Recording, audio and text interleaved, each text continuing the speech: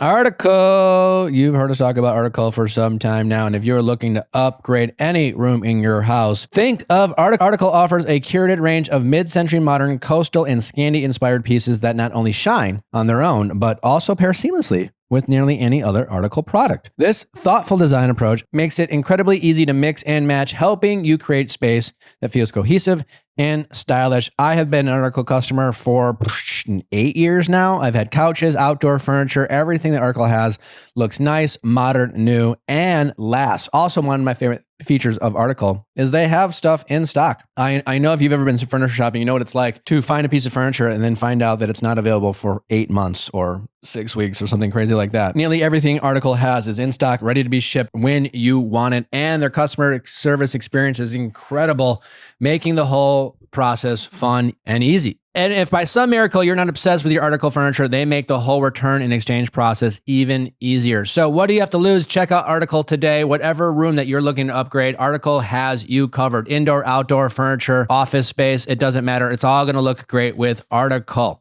Article also gives you a 30-day satisfaction guarantee. So again, if by some miracle you're not obsessed, you have 30 days to try it out, check it out, and return it with no questions asked. Article is offering our listeners $50 off your first purchase of $100 or more. To claim, visit article.com/VIALL, and the discount will be automatically applied at checkout. That is article.com/VIALL for $50 off your first purchase of $100 or more.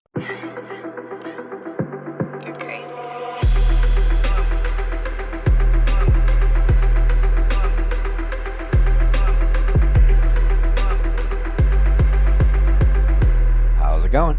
Good. How are you? Good. What's your name? Jenna. Hi, Jenna. How old are you? I'm 37. How can I help? I'm wondering if I can mourn a friendship while still keeping our business alive. So this is a business partner that you hate now? Well, I don't know that I would say I hate. No, I would definitely say I don't hate. Okay. But yeah, our friendship has just fallen apart over the last 2 years. And is this a woman friend, male friend? Male friend. Okay. Why is it falling apart? There's several reasons. So just kind of going back, he and his wife started the business in 2014. I joined them a year later as their third partner.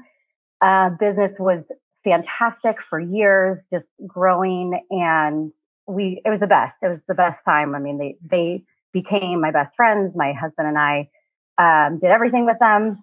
In 2020, obviously, with everything that happened with COVID, we had a lot of financial troubles surrounding the business and just not being able to operate. And then the, real tragedy of it is a lot of the isolation from COVID. My best friend, his wife, so the other partner, suffered extreme postpartum depression and psychosis, and in 2021 took her life. Oh my God. And since then, just trying to rebuild the business while dealing with the grief of her loss. Him and I have definitely become different people. We mourn in different ways, and our personalities have changed. And so there have been a lot of things that have happened since then, not even related to her death, but just related to different frustrations within the business and decisions being made without consulting, me, even though I'm his partner, and things like that have just caused me to lose trust in him as a business partner.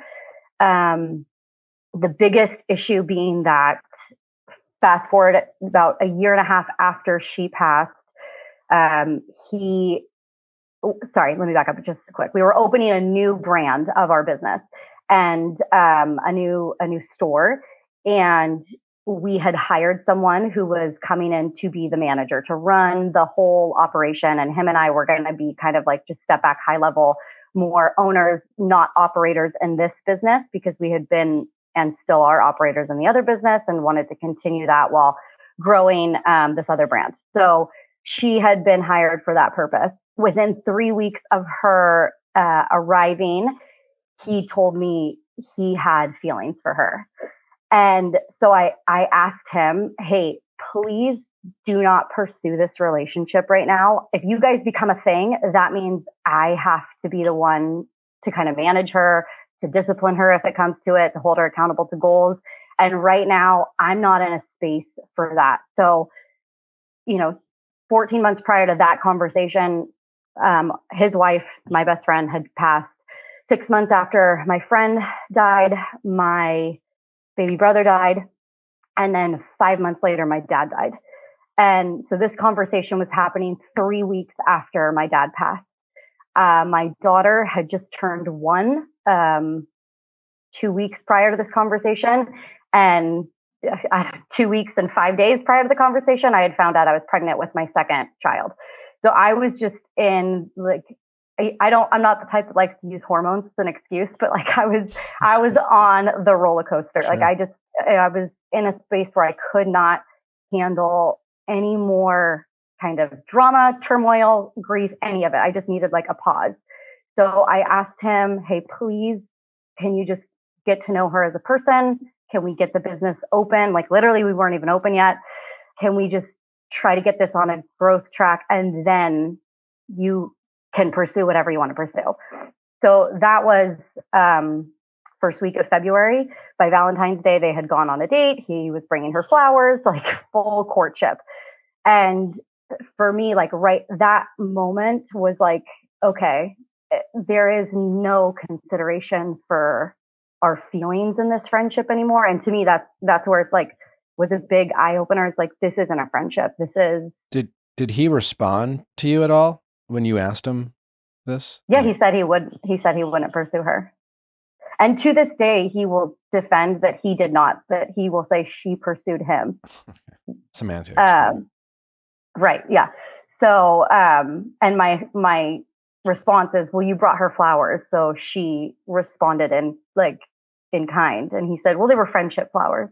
I mean, again, all semantics, and it wasn't just it wasn't about whether who's pursuing who. It was, hey, please don't engage in this relationship. It was, and now he's using your very specific words against you. Is stupid. It's again semantics, but right. So that is his response. So this is all very recent. So you're pregnant now? No, my son's 18 months now. So this all happened in the beginning of 2023. So it was about 2 years ago. Okay. But the relationship with this new woman is recent. No, that was also 2023. They're actually now married and have a child. Oh, okay. So, all right. Yeah. I guess, in some ways, I guess he was right about her. How did that change your decision tree, knowing that and completely understand your concerns initially in the relationship. And again, I'm sure you were probably obviously both going through this incredibly devastating trauma.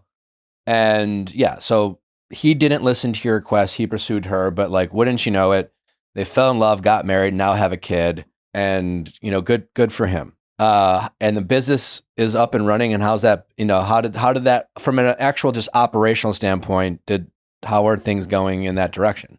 Yeah, so I think that's kind of a lot of my question is kind of do the ends justify the means type of situation. They ended up together. So, and I genuinely do want him to be happy.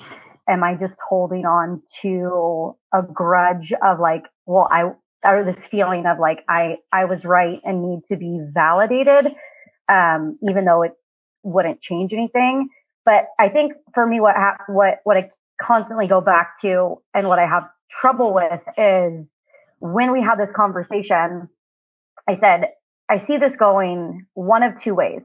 First way is you guys don't make it, you break up, and then I'm left filling her position and her role and having to kind of pick up all the pieces. Or you guys do make it, you get married, she leaves the business to raise your kids, and I'm left picking up all the pieces.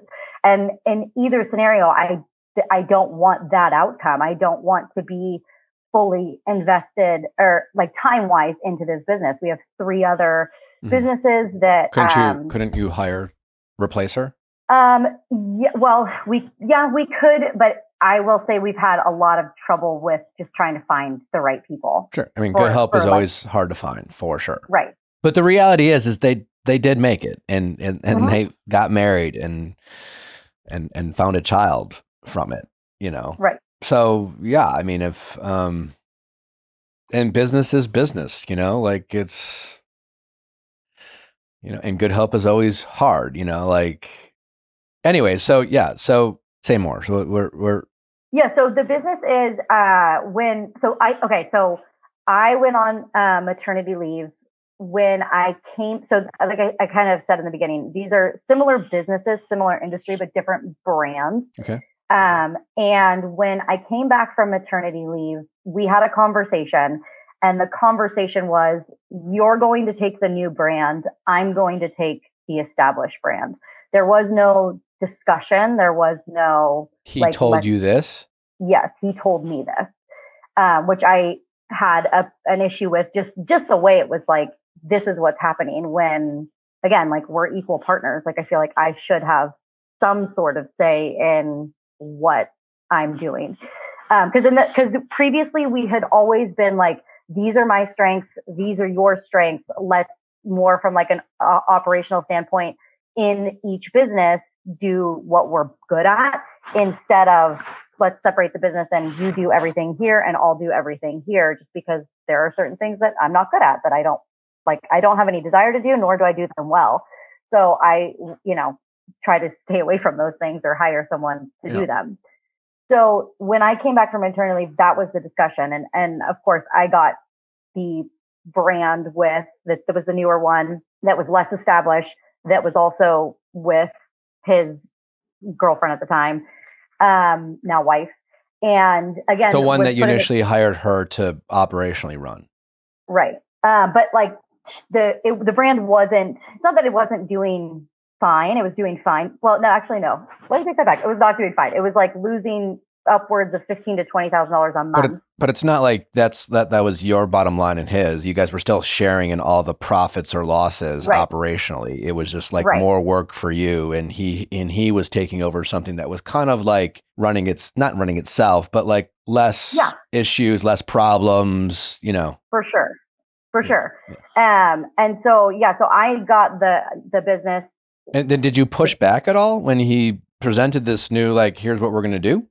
The first conversation, I was kind of just like, not so much silent, but really like taken aback and just kind of took it all in. And then we had a second conversation to where I addressed it and was like, hey, you just told me what was happening. You didn't give me any sort of like where your head was with everything and why I should be in this one versus that one, and like why you came to this decision. And I feel like we need to be able to communicate those things to each other. Yeah. So we had a secondary conversation about it. And how did he handle that? His toxic trait, let's say, is he's great at verbally taking accountability for things. Like, fantastic. He'll apologize. He will say like, I shouldn't have done that. But then there's zero behavioral change. So in the conversation, he was remorseful. Sure. And said like he shouldn't have done it that way. But then, fast forward 2 weeks and he's back to just like unilaterally making decisions and not having important conversations with me and going back to the same sort of behavior that causes frustration. I guess so my question is, like, as you mentioned, like, you have equal, like, legally, like, it's just as much yours as his, right? Like, how you guys operationally go about your business might be one thing, and certainly hopefully you don't have to get as messy as invoke your legal rights. But like, what's stopping you from just being like, no, I'm not, like, he can't give you orders. He can tell you what to do. You don't have to do it. He can't fire you. So like, what is stopping you when he crosses a line and starts, telling you what to do, or just making decisions on your own? What's stopping you from pushing back and just saying, we're not doing that, and forcing his hand to respect your position in the company? I think part of it is I feel somewhat like indebted to him in a way. I switched careers to do so. I was originally in finance, and it was fine, but it was just boring. It wasn't what I wanted to do. And then met him and his wife, they brought you in, right? So Yeah. they didn't have to, Yeah. but they did. Exactly. And so you're Yeah. grateful And for that. But grateful for that. And yeah, throughout COVID, I mean, he took a pay cut so that I could continue to get like my income. So it's just like those things like that where I feel, so he's made sacrifices. yeah, Okay. yeah. Nevertheless, if you think this is like a toxic trait, like, you know, do you think it's like a conscious thing? You know, do you think he's just like placating you by apologizing?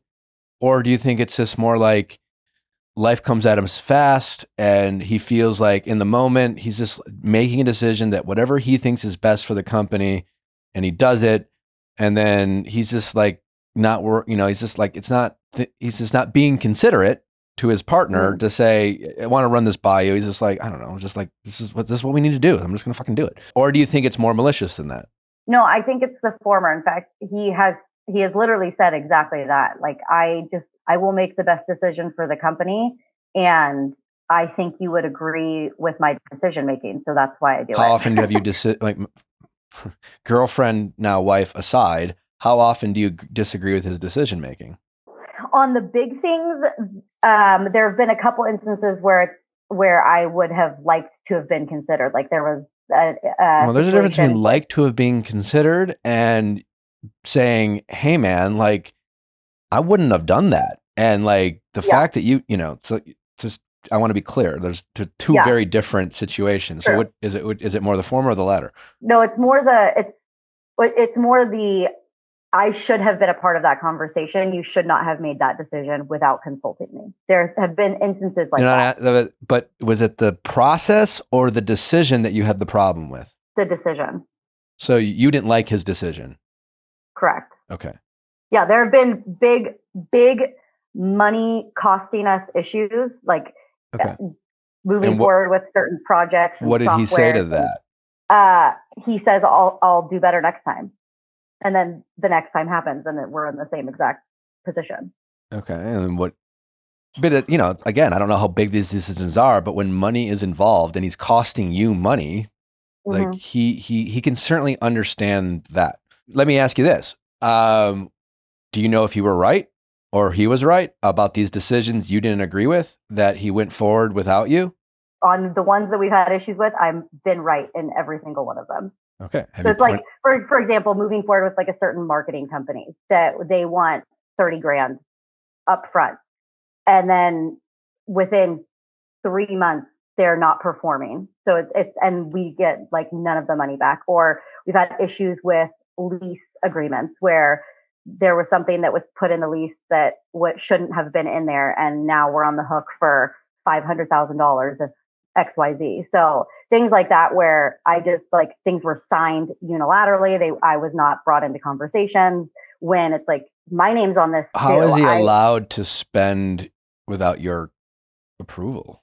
Because he does. I don't have a good answer for it, because it's like he shouldn't, but he'll do it because he thinks money is, I don't know, more of a concept than a, like he'll just like, oh, we'll just make it back. And what do you think? What if we don't? What do you think? I guess how do you feel like he values your role in this company? That's a big part of it. Is I think he sees me as his, like, not assistant, but like the doer. Like he thinks of himself as the visionary. So you're Steve Jobs and you're Wozniak kind of thing? Right. Like, yeah, I go out and do the thing and he comes up with the thing. What's your relationship like with his new wife? It's really hard for me to have a good relationship. I mean, we have a fine, cordial relationship. I know she would like there to be more. Oh, she would. Okay. But it's really hard for me to separate.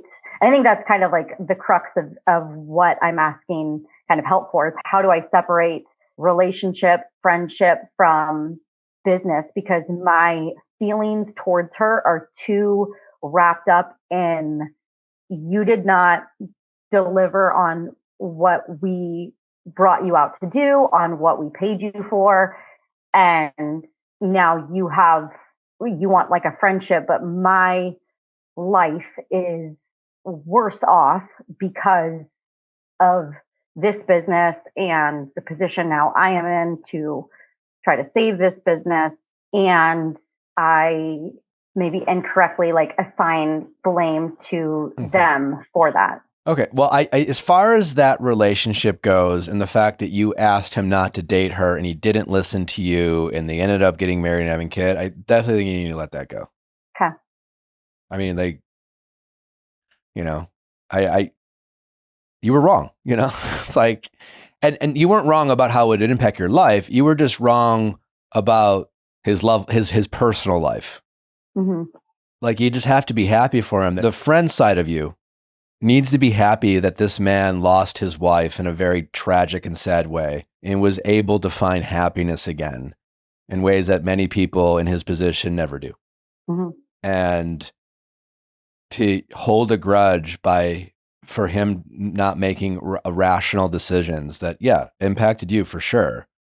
I think you need to offer him some grace. Okay.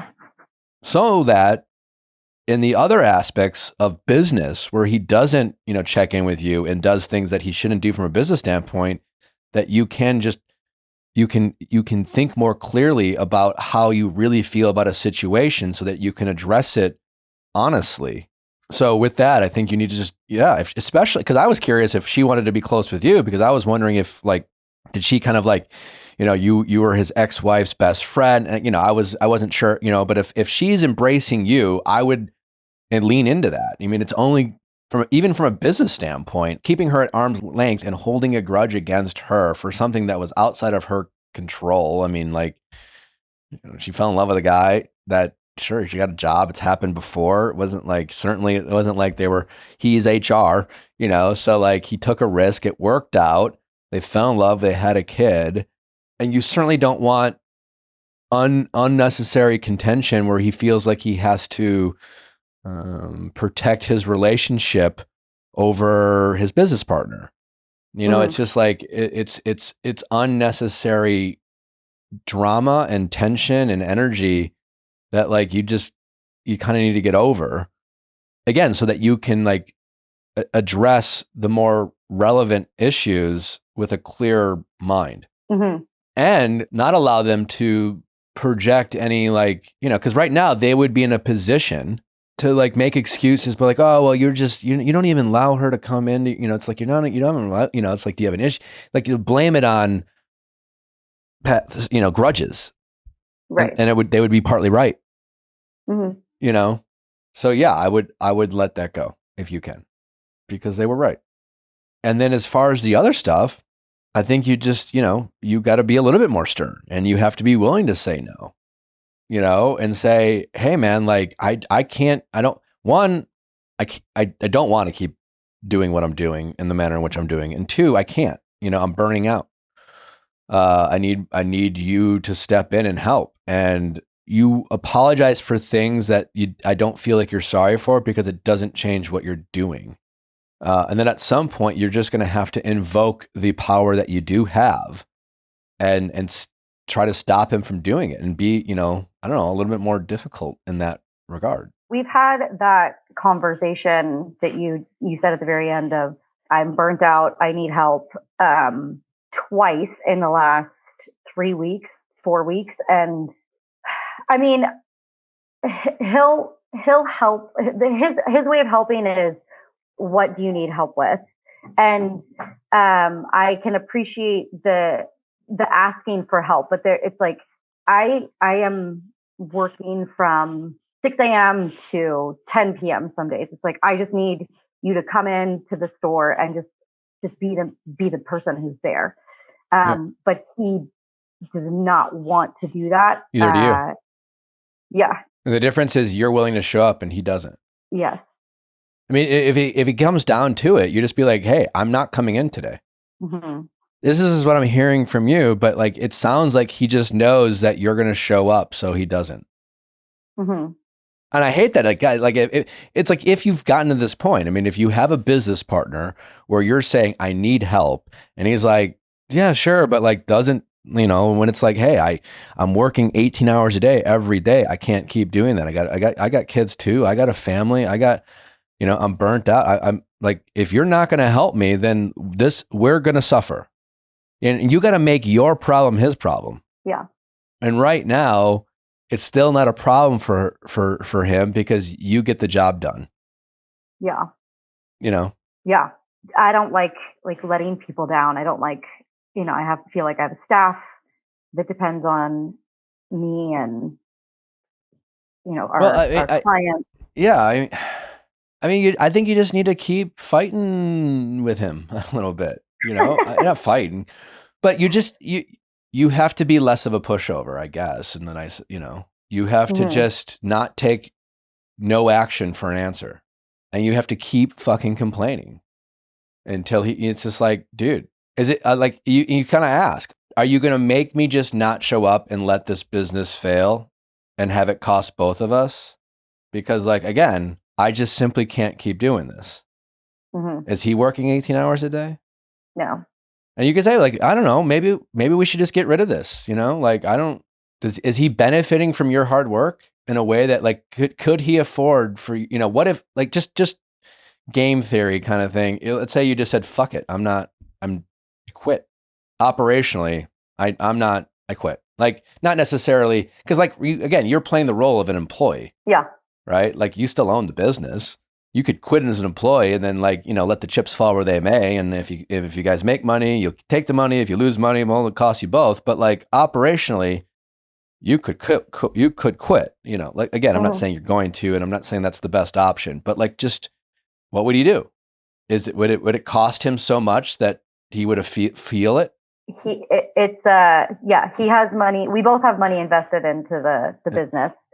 So if it were to not exist anymore, we'd both be out quite a bit, quite a good chunk. Yeah, that's the part you got to get through to him. And quite honestly, if you would just let go of the other stuff. So you have this woman who wants to be your friend and you don't want to be her friend over grudge. She could be an ally, but you're not allowing her to be an ally. What way do you see her as an ally? Well, I don't know. If you built a relationship, not that I want, I hope this isn't hurtful, but let's just, what if that tragedy didn't happen? Mm-hmm. How would that have changed the dynamic? Would you have gone to her and said, how would she have played a role?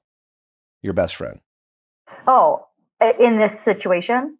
Yeah. Let's say the tragedy didn't happen, but he started making decisions that you felt impacted you this way. Would you go to her? Oh, absolutely. Yeah. Would she have helped bridge the gap between whatever misunderstanding you and him had? So this is where it's really tough because I mean, I understand you're asking a hypothetical, but this scenario wouldn't be an issue because him and I would be way more compatible. We'd still be on the same page with things. I feel like because of her death, we don't communicate as well anymore. We don't, and that's where I was saying at the beginning, the friendship has just kind of decayed over time. Well, I guess that's what I'm saying, right? Because if I'm hearing you right, there's obviously a lot of pain from that tragedy. And you've acknowledged that when it comes to his relationship with his new wife, you have just been kind of I don't know, you haven't really fully embraced it. Mm-hmm. Right. And that only creates more tension. Right. Right. And I'm just saying, if this woman who wants to be closer with you, who wants to have you more of a friend, if she was more of your friend, then maybe she could help with that communication that you and him no longer have. She was your best friend and you were friends with him through her and you both lost her. Mm-hmm. Right. And I don't know your feeling, I truly sorry this happened. This is a devastating story. Yeah. But yeah, maybe there's some guilt of replacing I don't know. Right. I don't know, but work through that. Therapy, whatever, but yeah, I mean, if you feel like there's this this disconnect that never went away after her passing, and you can acknowledge that you have kept his new wife, your former employee, at arm's length, then she could be the solution to these problems. Mm-hmm. What are you feeling right now? Yeah, I understand. I hear what you're saying. I can see that it's yeah, it's hard to it's hard for me to want to be close with her.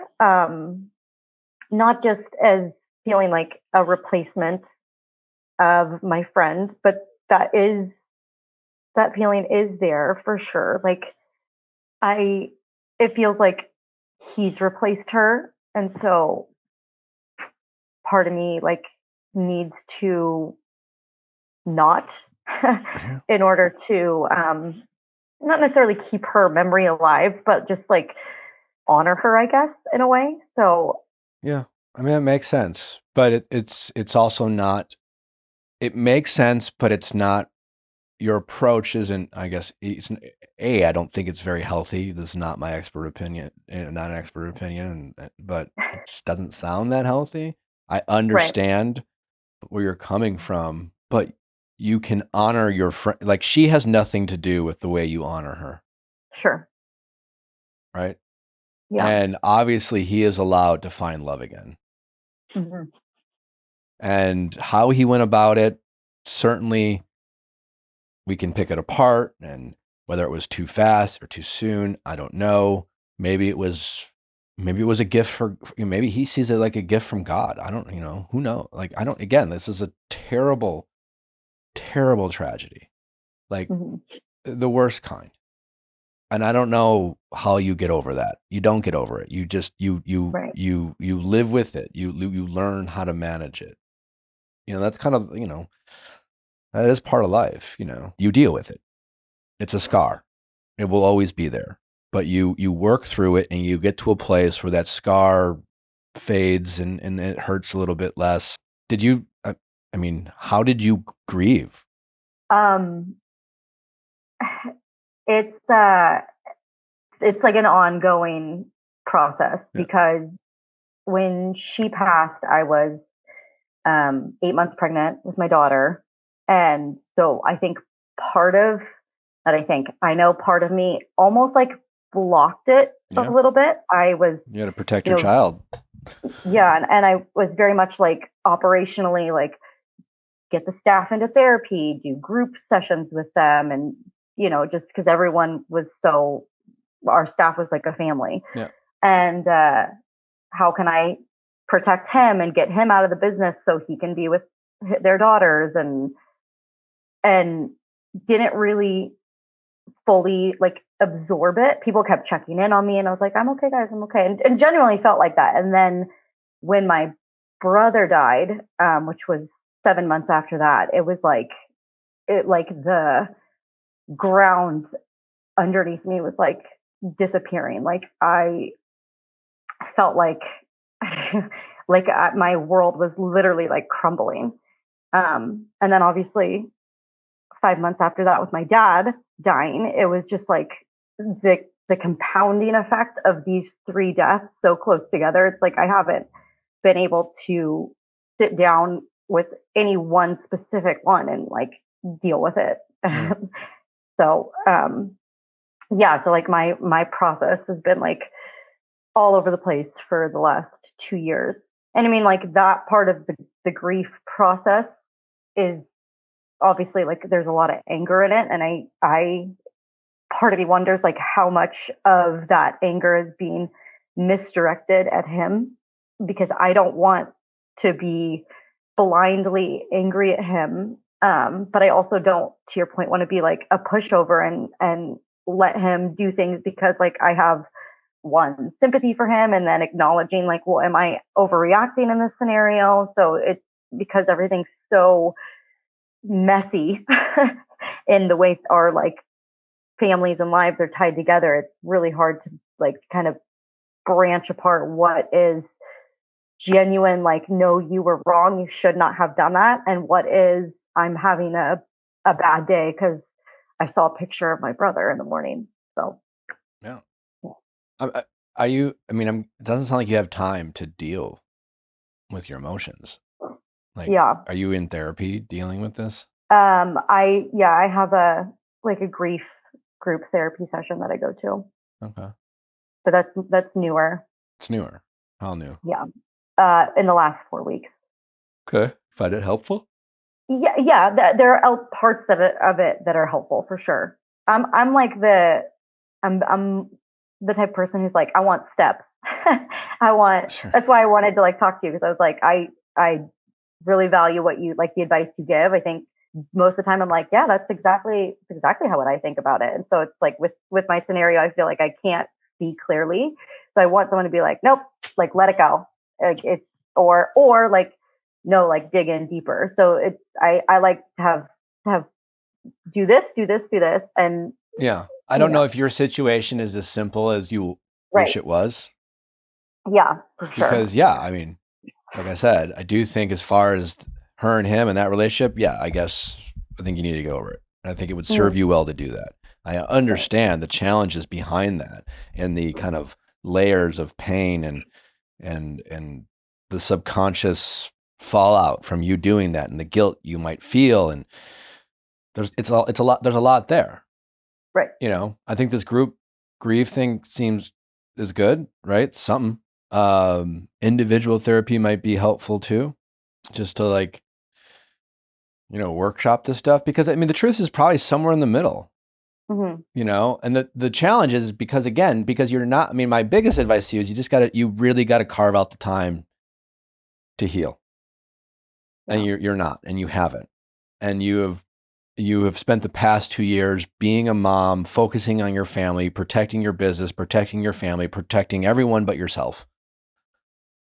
And it's caught up with you. Hmm. And the good news is you still seem pretty put together.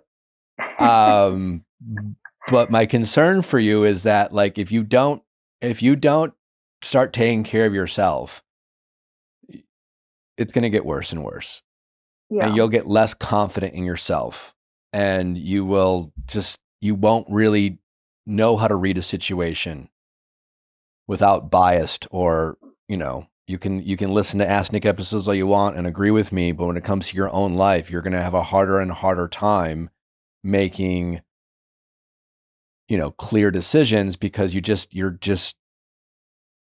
too broken without having healed. Right.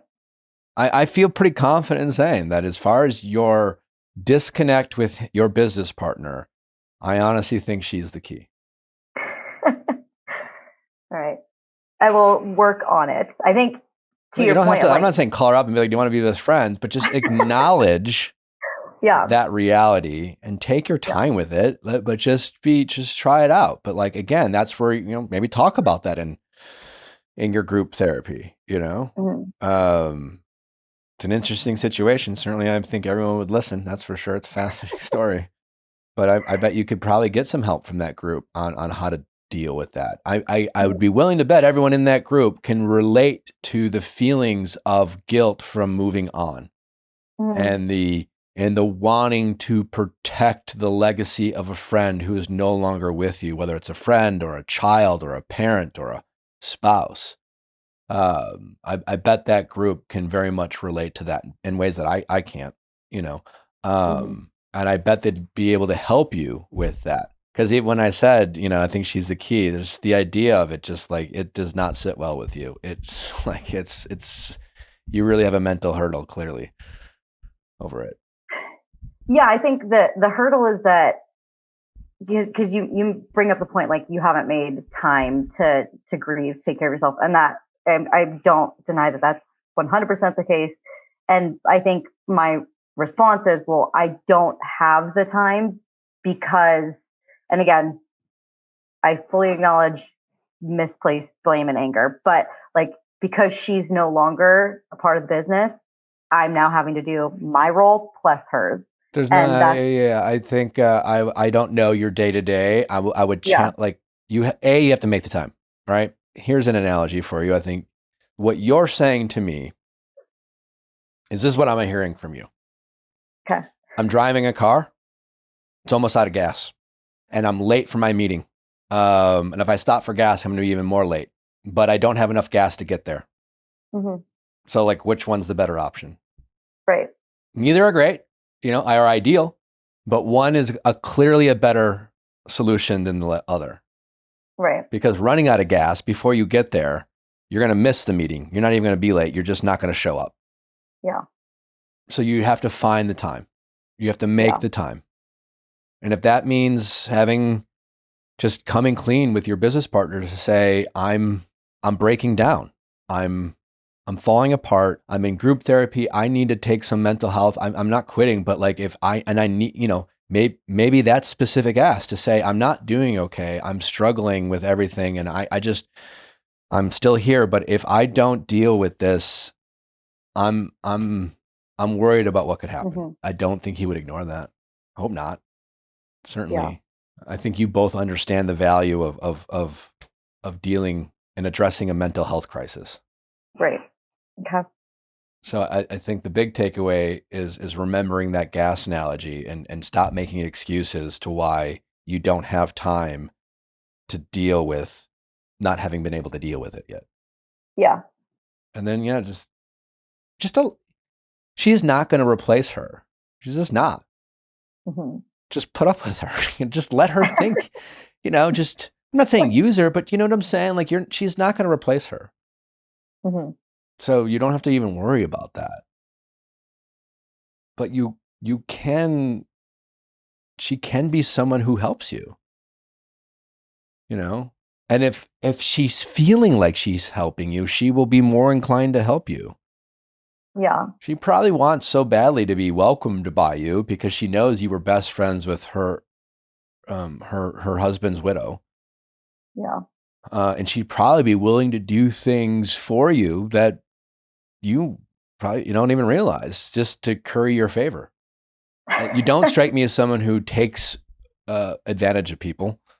Quite the opposite. I think people are more inclined to take advantage of you in your work ethic. So I think you have to challenge yourself to try to see her as an asset. Okay. And ask for her help. You're not good at asking for help. That's obvious. I don't even know why I'm asking that. You need to get better at asking for help. Yeah. Okay. It's great when you do. People want to help people. And honestly, when you ask for help, you give people an opportunity to feel good about themselves. Everyone wants to be helpful. Well, not everyone. Most people want to be helpful. It makes people feel good. Okay. It's like when you call customer service with a problem, you don't say, I have a problem. You say, I need your help. Mm. You call someone up, you say, I have a problem. They're like, well, good for you. When people say, can you help me? They're like, oh, well, let's see. I would love to play superhero today. Yeah. You got to stop being everyone else's superhero. Let others, you got to let people be there for you. Okay. And that's a you problem. You could work on that in your individual therapy. Yeah. Okay. Is this helpful? I will definitely. It is. I appreciate it. Okay. Well, thanks for allowing me to help you. Thanks for calling in and asking for help. It's a step in the right direction. Yeah. You do more of that. Yeah, I will do more of that. Because it sounds like overall, despite all this terrible tragedy, you guys got a good thing going. You got a successful business that's doing okay and survived COVID and survived these terrible fucking tragedies. And it's still going in a world where a lot of people don't have successful businesses. And it's not, and there's a disconnect between your partner, but doesn't sound like incredibly toxic or anything. It's just a little bit of, he's trying to get his life fucking on track and he's, and you're trying to get yours and you're both just kind of surviving. You know what I'm saying? Mm-hmm. She didn't deal with this tragedy. You both did. Let her help. Okay. Okay. Okay. I will. You did. At one point, you hired her to do a job and she maybe doesn't want, but so she even has a skill set to literally help, she's not just like some sort of trad wife, who's just there. Yeah. Okay. All right. We'll work on reaching out to her. Okay. Well, more than reaching out to her, don't run out of gas. Yeah. Thank you. All right. Well, keep me posted. Okay. All right. Take care. Thank you, you too. All right. Bye-bye. Bye. This show is sponsored by BetterHelp. Men today face immense pressure to perform, to provide, to keep it all together. So, no wonder that 6 million men in the U.S. suffer from depression every year, and it's often undiagnosed. We've talked about the benefits of therapy here on this show since the beginning, because honestly, when you get it off your chest, when you have someone to talk to about your feelings and what's bothering you, and not have to feel like that pressure of like trusting your friends, it can really just help kind of like just get that weight off your shoulders. And BetterHelp makes it easier than ever before to jump into therapy. With over 35,000 therapists, BetterHelp is the world's largest online therapy platform, having served over 5 million people globally. It just makes all the kind of hurdles of jumping into therapy that much easier. It's incredibly convenient. All you need is a phone, a tablet, a laptop. You can do it whenever and wherever you are most comfortable with. And you can switch therapists every single time for free until you land on a therapist that you feel the most comfortable with. It also works with the App Store rating of a 4.9 out of 5 based over 1.7 million client reviews. So if you've ever considered therapy, check out BetterHelp. Give it a shot. What do you have to lose other than maybe a little bit of stress? To join the largest online therapy provider, go to BetterHelp.com. As the largest online therapy provider in the world, BetterHelp can provide access to mental health professionals with a diverse variety of expertise. Talk it out with BetterHelp. Our listeners get 10% off their first month at BetterHelp.com/VIALL. That is BetterHelp, HELP.com/VIALL. Did you know that the average American spends over $3,000 a year on dining out? Ooh, that's a lot of money. Well, instead of doing that, why don't you invest in some amazing pots and pans from Caraway? You have so many benefits from Caraway. Number one, they are safe. And that's crazy to say because, you'd think that, you just assume that all the pots and pans that you buy are safe for you and your family. But unfortunately, that is not true. Many of them have PFAs, PFOAs, PTFEs, lead, and other weird chemicals that are hard to pronounce and not safe for you and your family. But with Caraway, it is non-toxic cookware made modern, and we have been cooking on Caraway for 5 years now. I love them. I have several Caraway pots and pan sets. I have their stainless steel. I have their ceramic set. It's easy to clean. It looks great in your kitchen. They have a lot of cool colors and designs. As someone who cooks almost every night, I cook exclusively on Caraway, and I absolutely love it. Whether it's eggs in the morning or pasta at night, Caraway has you covered and has everything you need to be a whiz in the kitchen. Caraway also has other things like wood cutting boards with zero plastic involved. It also has bakeware that makes homemade muffins slip right out of the pan without hassle, and food storage sets that keep food fresher for longer, leading to less food waste. So if you're looking to upgrade many of the items in your kitchen, look to Caraway. 95% of home goods on the market contain forever chemicals. Plastic cutting boards shed thousands of microplastics with every use. PTFE-coated nonstick cookware is the most common source of Teflon flu. The average adult unknowingly consumes 12 plastic bags worth of microplastics every year. That's some scary stats. Stop putting plastic in your body with Caraway. If you have been eyeing their internet famous 12-piece cookware set, now is the perfect time to buy. You can shop Caraway risk-free, enjoy fast, free shipping, easy returns, and a 30-day trial. Plus, if you visit carawayhome.com/VIALLFILES, you can take an additional 10% off your next purchase. This deal is exclusive for our listeners, so visit carawayhome.com/viallfiles or use code viallfiles at checkout. Caraway, non-toxic cookware made modern. How's it going? Hi, I'm Michelle, 33, and I'm trying to be a good mom without cutting out my own. All right. Well, talk to me about why you're considering cutting out your mom. There's a lot to it, but essentially, to sum it up, my mom is an alcoholic and has been for the bulk of my life. Okay. Does she recognize her problem, or, I mean, that's probably a loaded question, but does she know she's an alcoholic? Has she said the words, "I'm an alcoholic"? At one point in her life, yes. She did. Okay. She was actually sober for a little over 10 years at one point. Oh, wow. But then she decided it was okay to drink again. And if you asked her today, I guarantee she would say she's fine. She's not an alcoholic.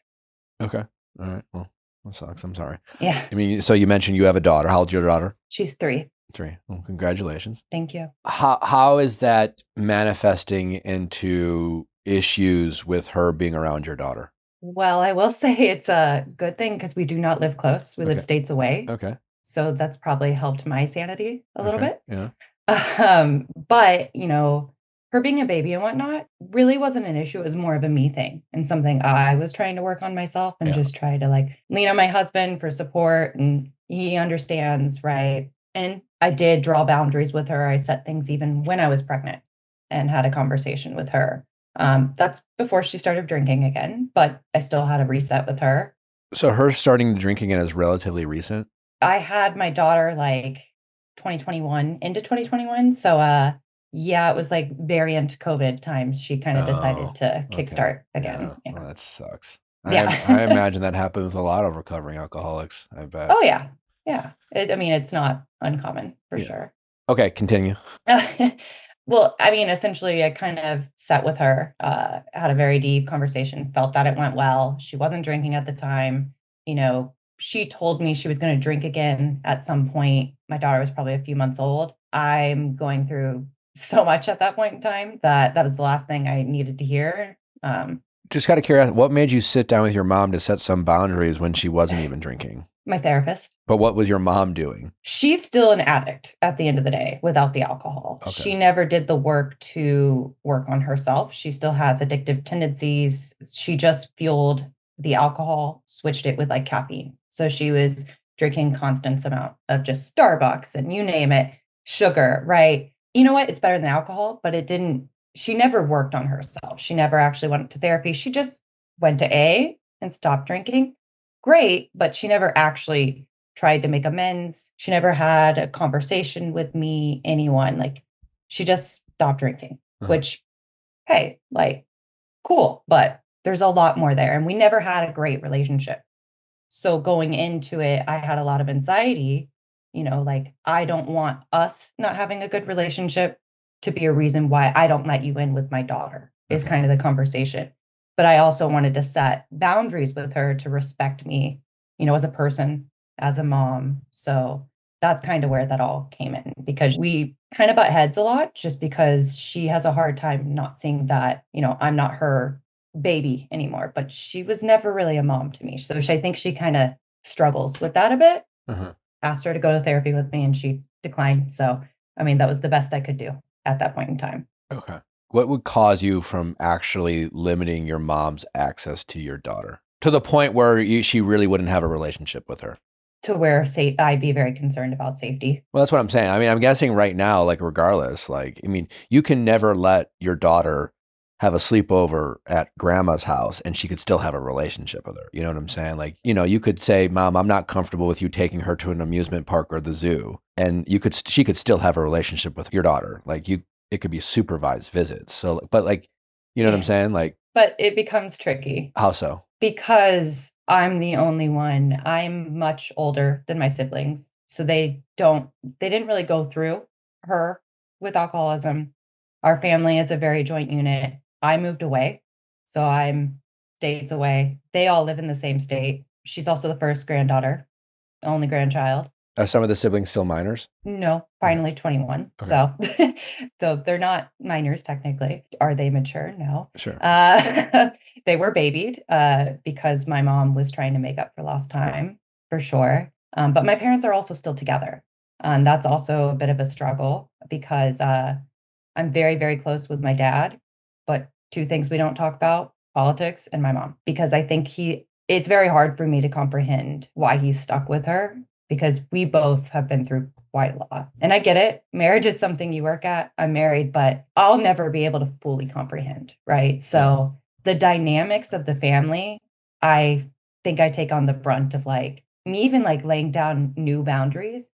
That I'm very aware that there will likely be rips within the family due to my mom's antics. So give me an example. She'll just ostracize or play the victim. And a lot of people feed into that, and a lot of people.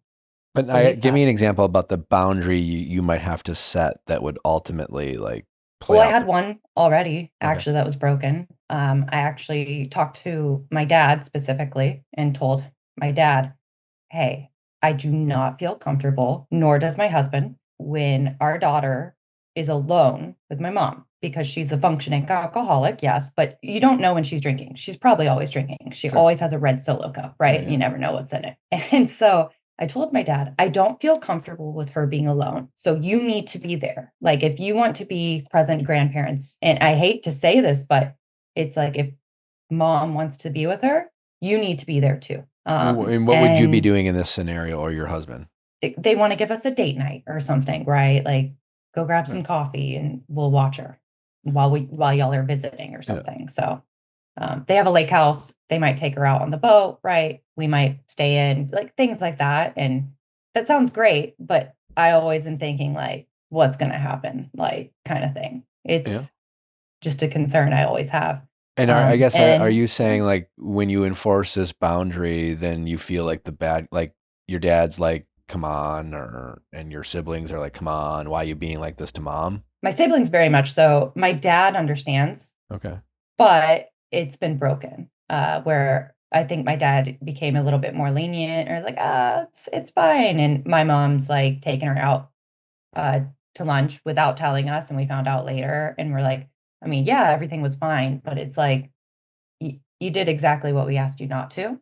And I said that, but my mom swears she wasn't drinking. And I'm like, I still don't have the trust, unfortunately. So, like, you can say those things, but it doesn't resolve. And there's been instances where my mom has been, my daughter was younger and clearly not aware, but the other concern is my daughter she's very aware. She's very smart. She's also bilingual. So she's very aware now. But, my mom has been drunk with my daughter alone before, and I caught her and I was livid. It was during Thanksgiving. My dad had COVID, so he was quarantined, like, in a room. My mom was Where were you? Was drinking. It was the World Cup, and my mom was like, "Don't worry, your dad's right there. We'll talk through the door. You go watch the game real quick." And we're in a really small town, so it's like 5 minutes away. And I was like, okay. Like, so we did. I had anxiety the entire time. I came back, and sure enough, my husband walked into the door. He's like, "Hey, where's our daughter? She's taking a nap." Okay. He went and checked on her, came back, we were talking, and my mom's like, "Oh, when did y'all get here? Where's your husband?" I was like, "You just talked to him." And then I looked at her and I was like, "You're drunk. Like, you just forgot you spoke to your son-in-law." I was just like, at that point, I knew I would react. She was napping though? Yes. Yeah. And we did have a monitor, and we were able to go back, and she had just put her down like 5 minutes ago, like, from when we got home. So I'm like, she clearly got drunk in a span of time. So I mean, she was fine, but it's not cool. So for sure. So when you first called, you said, you're trying to figure out how did you phrase it? I'm trying to figure out how to be a good mom without cutting out my own, essentially. But I guess, if we're just taking that statement at face value, right? Like, how close are you to cutting out your mom? So I'll also be candid. I recently found out I'm pregnant again. Oh, congratulations. Thank you. It's very early, but I'm struggling with it even more because I had this realization with my husband, when we got married, we talked about everything, and I never wanted to be that person to be like, put my relationships onto others. So I didn't even do it to my husband. He formed his own opinions, right? Obviously, he was always supportive to me and knew of things, but he came to terms in his own time. But I don't want to put that upon my daughter. And it's very hard. So I'm essentially worried by cutting out my mom, I'm taking that away from my daughter. Sure. But again, but I think there's a huge difference between not taking mom up on the offer of babysitting your kids so that you can watch the World Cup and cutting out your mom completely, Yeah, but even when we're just around as a family, like, I will say that she's just, her antics, she's still drinking around the family. And the thing is, it's still not cool. Like, and my daughter will see that. Yeah. And, like, she's gonna recognize that. And I can tell you from experience, because my mom's mom was an alcoholic. And I remember her mom. So there's some family childhood trauma. I recognize it, but I've sought the help. My mom has not. And I can tell you, growing up, I remember a lot of things, not just from my mom, but from my grandma, who was an alcoholic. Yeah. And I don't want that for I mean, you learned a lot, it shaped you, but it's not something a 4, 5-year-old should have to witness. So, Yeah. I just, So here's what I'm hearing from you. I'm hearing just a lot of, and understandably so, anger and resentment towards your mom. oh yeah, And I'm hearing that you kind of feel a bit on an island as it relates yeah, to the rest of your family with your feelings towards your mom. Your dad might be the closest person who understands your plight, but yeah, it's his wife. And like you said, it's not even your job to understand why your dad has chosen to stay with your mom. And it's not the same as a parent-child relationship or a friend or whatever. I think you're doing everything you can. And I think if anything, if my opinion, what you really need to try to work on is the anger and resentment towards your mom. yeah, Because I don't have the anger and resentment towards your mom, right? So when I hear yeah, your story, all I'm hearing is, well, listen, it's not ideal. It's certainly not what you want. It's hmm, certainly not the best case scenario, but your kids, if you allow it, can certainly have a relationship with grandma. And yeah, like you're going to have to be extra diligent, more diligent than you'd want to be with your own mom. You're not going to be completely able to avoid a moment where your child sees grandma drunk, but you're also not going to raise bubble kids and they're going to be around oh yeah, people. Those are always teachable moments. And the fact that you are conscious of this concern and you're aware of it, you will do your part, sort of like, again, the genetics of alcoholism. And I don't know how that all works, but in terms of allowing your mom to be a role model to your kids, I think you can make sure that doesn't happen. yeah. I mean, it sucks because as much as like you can love someone and not like them, Yeah, right? yeah, for Love sure. my mom, That's called don't family. necessarily like her. That's literally the Yeah, you don't definition choose of family. family. You do not choose family. We say that all Yeah, the time in this household. yeah. But I still do, in a weird way, look up to my mom. She worked, my mom was a hardworking mom. She was the breadwinner at one point. She showed me like women are strong, right? So like there are teachable moments. There are things from her. I want more of that side for, my granddaughter or for excuse me, for my daughter, but it's just like I'm projecting and I recognize that. Mhm. Done a lot of therapy. And I've also learned that in therapy, my resentment and anger, I can continue to work on it, but it probably won't ever fully go away. And that's okay. Probably not, Like yeah. Not without your mom making some changes, for sure. and that's the point. And I also have to come to terms and it's been a long time in therapy, so it's continuous work, but I don't know that it's an acceptance and it's slowly baby stepping to like the acceptance that she probably won't. Yeah, I mean, you took the words out of my mouth. I guess, I probably would push back a little bit on the resentment and anger that you feel always being there. I mean, sure, always. Like, again, like it's a spectrum, I suppose, right? But I think you can work on that resentment and anger Neutralize it a little more, maybe. so that just simply has a less of an impact on your decisions that you make. Because right now, what I'm hearing is that it is hard for you to separate your resentment and anger when it comes to just how you see your mom and decisions that you make and just how you Yeah. generally feel towards your mom. And I think that, yeah, you probably, because, yeah, you can replace resentment and anger with empathy. Yeah. And I taught her at Sure. times, Yeah. right? Like in a weird way, I understand, but I also don't. The part of you So that doesn't want to let, I mean, I'm guessing the part of you that doesn't want to let go of the anger and resentment and replace it with empathy, because on some level, subconsciously, I suppose empathy almost sounds like you're giving up and just accepting that this is who your mom is.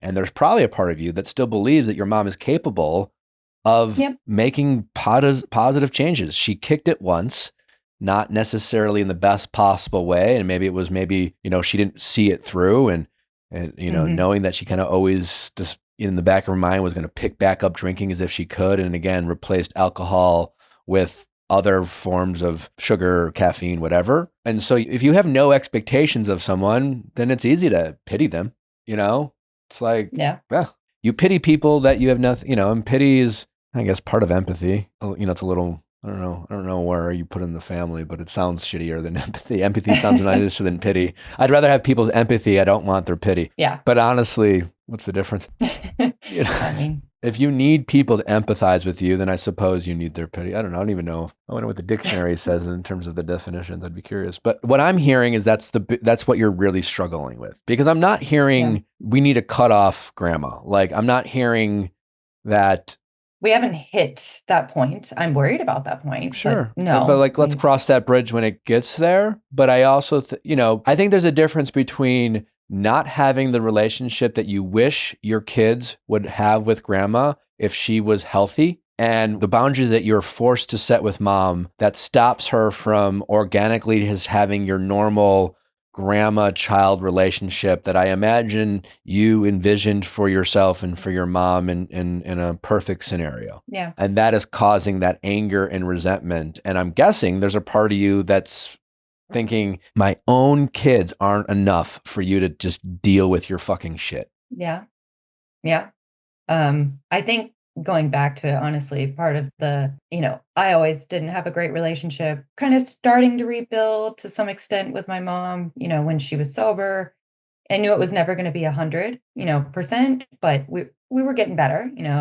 We would talk more often. We like never talk now, so it's just when my daughter FaceTimes with her, which I keep that open all the time. They FaceTime like almost every day, but yeah, but I think I had hope. And then when the actions, and everything started back up, I think the hope just kind of, I built up all this hope of like how my mom was going to be helpful and she was going to come out and, help me with her first grandchild and stuff. She didn't. My daughter was actually born right around Christmas time, the holidays. My parents are retired. My siblings are either like, single, young, or in college. And so they very easily, I was like, why don't we do Christmas here? Like, we have tons of time to plan it. It'd be great. My mom came out while I was pregnant and toward the end, and I was going to be induced. So, but she kept asking like, when is it? When is it? I was like, well, we have to wait till they call me in because there's COVID procedures. Mm-hmm. So just, I'm waiting too. I'm the one that should be anxious, but she started getting a certain way. My dad actually was like, I'd take her out of the house. Funny enough, we got the call to come in when that happened. So we did. And then I obviously was in the hospital for a couple of days and came home with our daughter. And my mom held her once, turned to my dad and said, we got to hit the road. They left. That's my core memory. So just out of curiosity, is there any frustration with your dad by not saying no? I think my dad doesn't want to like push her off the rocker, if you will. Like my dad's, that's where I struggle a little bit. My dad will sometimes be like, hey, but for the most part, he just kind of will go along with things because he's just like, it is what it is. Yeah. And funny enough, my dad came back on his own without her. Yeah. She could have come. Your mom's sick. I know. So it's just hard. I had this like probably on me to build up like a picture or an idea. Yeah. But minus the alcoholism, why were some other reasons why growing up you and your mom didn't have the best relationship? It was primarily that, but sure. But I guess more in terms of like, I'm sure alcoholism was like the catalyst for her actions, but I guess.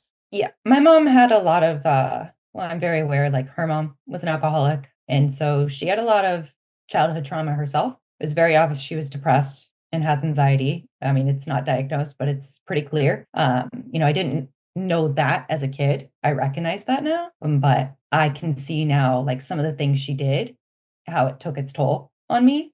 Just some of the way she talked, or like she would just burst, with emotion. Mm-hmm. And that's something I've learned to like withhold, right? Go to therapy, do different outlets. Like, I don't want my child to see me scream and rage for no reason, mm-hmm. or direct it at them. When it's not like there's a difference between discipline and, just pure rage on something else and redirecting it towards your child. So it's a lot of that as a child as well that I had, and my parents both worked full time. So, when I got to see them wasn't often. And when I did, that's what I saw. Yeah. And a lot of fighting as well. And a lot of drinking. So. Yeah. I mean, this is not probably anything you want to hear, or maybe you haven't already been told, but yeah, I think it's you seem to be really struggling with the anger and resentment that, again, more obviously understandable and justifiable, and the expectations you had of your mom. But you've told stories in this conversation of examples, of positive examples she's shown you with her work ethic as a working woman who's took care of her family. However she did it, still a positive example. She's also been a negative example of ways in which you made it very clear how you don't want to be around your children. And however we learn lessons, I think we have to remind ourselves to be grateful for those lessons, even if those lessons manifested in ways that like we would, like I'm sure we learn a lot of lessons where like I could have probably learned this with a lot less pain and suffering, as opposed to, but I don't know. We tell ourselves that, but maybe not. I don't know. I think what's clear is that your mom is obviously sick. You want your kids to have a relationship with your mom, but you also want to have a relationship with your mom. And you know that you can't have the relationship with your mom and your kids can have the relationship with your mom the way you wish you could. And that just pisses you off. And there's just so much anger around that. And I totally get it. But holding on to that anger doesn't get you very far. No, not at all. You So sound like my I husband, just, and I know. yeah. One thing I would suggest trying out, you said the phone's always open for grandma to call your 3-year-old. What's stopping you from still checking in on mom, knowing that she's a sick woman and when you call, she's probably gonna be drunk and she's probably gonna piss you off, but like just accepting where your mom is at, not necessarily accepting that like you're okay with it, you don't have to be okay with it, but she's sick. I mean, it's a sickness. And you're again, like I think what you're struggling is because you see what she's capable of. She's not totally lost. And but like maybe there's a part that's just a little more empathy and love from you and reaching out to mom. It's not going to change anything. And that's the thing. Maybe in the past, I think my guess is we do things because we hope there's something good that's going to come of it. Because like I don't think I'm not saying hey reach out to mom because like she's going to wake up and have an epiphany. This isn't like me saying, oh, don't call him so that he misses you, type of thing. If someone's calling about a dating situation, like this isn't like so this happens. I don't know what's going to make your mom want to get healthy. Maybe nothing. Maybe, I don't know. Yeah. But there's a part that you're choosing to push mom away. And maybe in ways you don't necessarily need to as it relates to your children's safety. Yeah. There's just a little bit of, there's just a little bit of, I think there's a little selfishness on my end, to some degree where it's like, I could reach out to her personally more often, but I've kind of chosen not to because I mean, I totally get it. I mean, you're talking to the guy who's the king of like, I don't want to deal with them. So I don't. Yeah. And I'm really good at keeping my peace, and I'm good at doing it pretty guilt-free, but I guess my point is there's a part of your actions that are only hurting you. You have hurt, right? So it's pain and it's affecting you. And that's the part I would love for you to try to tweak because it's only hurting you. And that's kind of, that's up to you. And can you go to a place where you can accept where your mom's at this moment and see her as a sick person, but still, be a little closer to her than you are and make those calls that she's probably, I don't know whether she makes them or not, but, and then. No, it's another thing that I struggle with, it's always me. So it's just like, sometimes I'm just like, oh, like and sometimes I know I'm not in the right headspace, which is why I don't. But, I think that's another part of it. It's like, I'm always doing the heavy lifting, which is tiring, and I think. Yeah, but there's also a part of you that's probably like, I didn't sign up to have a third child with my mom. 100%. You got to parent your mom and she wasn't there for you, it's just like, wait, I get to parent you now and you didn't even parent me. I mean, I get all your anger, I get it. And it's all very justified. It's just, you still have a choice. Yeah. It's just one of those things where, I don't want to like put it out there, but if you lost the opportunity to ever communicate with your mom again, let's say a month from now, it might change your decision tree. Oh yeah. And you would swallow your pride and anger, and you would just take the mom, whatever mom was available to you, that's the mom you would take if you knew you had 4 weeks left of mom. Yeah, I think about that all the time too, to be honest. Yeah. And And we just that's don't something I struggle know with. if it's 4 weeks or 40 more years. In the meantime, again, you're gonna have to recognize that part of your decisions are hurting you too. And that's the Yeah. part you should just every day challenge yourself and ask yourself, like, who's benefiting from my stubbornness or I don't think it's as much selfishness or stubbornness, because that's why I don't think it's selfishness at all, because again, I think it hurts you. You don't get any, like, not calling your mom doesn't make you feel good. It doesn't make your life better. It makes you angry. It probably consumes your emotions and energy. You're probably thinking about that. You probably spend more time thinking about not calling your mom than, just calling your mom and accepting your mom as a sick person, and then like being a mom to your kids. You know what I'm saying? Like, it takes energy for you to not call your mom. Yeah, it just takes energy when I even like talk about her at times, Yeah, sure. It's just like Yeah. And it's like that energy could be, and I recognize that, and I get, it's upsetting sometimes because I'm like, that energy could have been spent on me, my relationship with my husband, my daughter, Yeah. Yeah. and it just could have been way better spent. But I will say, I will be seeing my mom this weekend. So What's the occasion? my little sister is graduating college. Okay. So, and right now, what is your mindset going into this weekend? hey mom, what's up? No, I don't mean that. I don't mean like, what are you going to do? I mean, like, what is your mindset? Like, your energy towards your mom? Like, what are you? To be honest, every time like we see her probably 2 to 3 times a year, along with my dad and the rest of the family. And it's always just like, I'm like pretty neutral. Like I go in with the expectation that something, she's gonna act the way she acts, and that's fine. But I'm just gonna keep my cool, like, and use the tactics I've learned to navigate the situation, to not react. That's the main thing. Cause I used to try to give her lessons or go back at her. Yeah. And I just don't do that anymore. I just kind of like nod and okay, and it's not fun, but it is a better, calmer situation for myself and everyone else there. Yeah. So When was the last time you like said goodbye to your mom, gave her a big hug, and said I love you? and meant it. No, just in general. uh What, you didn't mean it? I love you? Again, there's a difference between like and love. yeah, I mean, I always love her, but like it's like, am I really happy with her right now? That's Kind of not what, thing. yeah.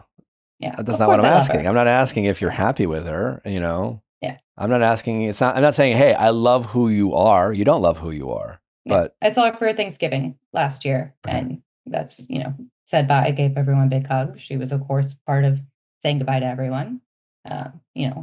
We have a relationship. It's just not the ideal relationship, right? That's the ideal part that you struggle the most with. Yeah, for sure. Yeah. Because it's hard because I see my siblings, and it's very hard not to compare. We're humans as much as we want to be like, but we do. We fucking compare. You see your friends and they have great relationships, with their parents, or my own siblings have like, it's so different, the dynamics. Not just because of our age differences, but because of how we were raised too, under the circumstances that we were raised. So do you very think different. What was better or worse?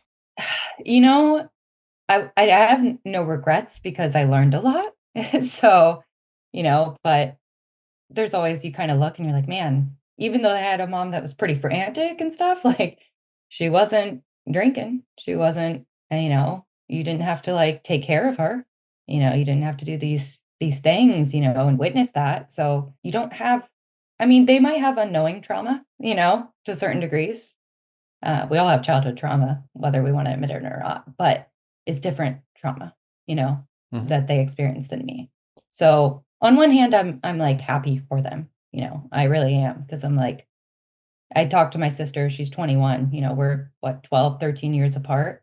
And it's, we're very close now that she's gotten older, and she's cognizant, she's very aware, but she's, she's like, I never witnessed that. But she has come to me and said, Mom calls me drunk a lot now, like things like that. And I'm kind of like, I'm here if you ever want to talk, but I'm not going to like go down the past with you. That's just, I don't want to relive that, if you will. Yeah. With my siblings, or put that into, my siblings mindset. Challenge yourself not to compare. I mean, recently I've had some really cool moments in my career recently.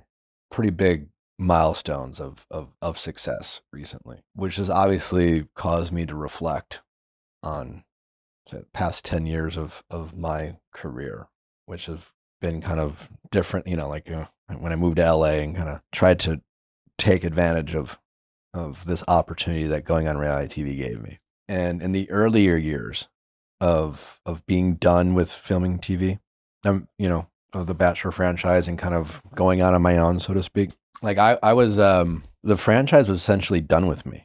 The reason I was the Bachelor is because there was like one or two producers in positions of power that really liked me, but I was never like the networks or the real people in power. I wasn't their guy. I was the odd man out. Ben was their guy. He played a role. But he's just like, they had a certain type of Bachelor, Bachelorette that they liked, right? I was not it, and so they kind of begrudgingly gave me opportunities, especially from they were happy to use me to get for other things like drama and whatever, villains or whatever. But as far as like their Bachelor, the hero, it was, met with resistance from most people.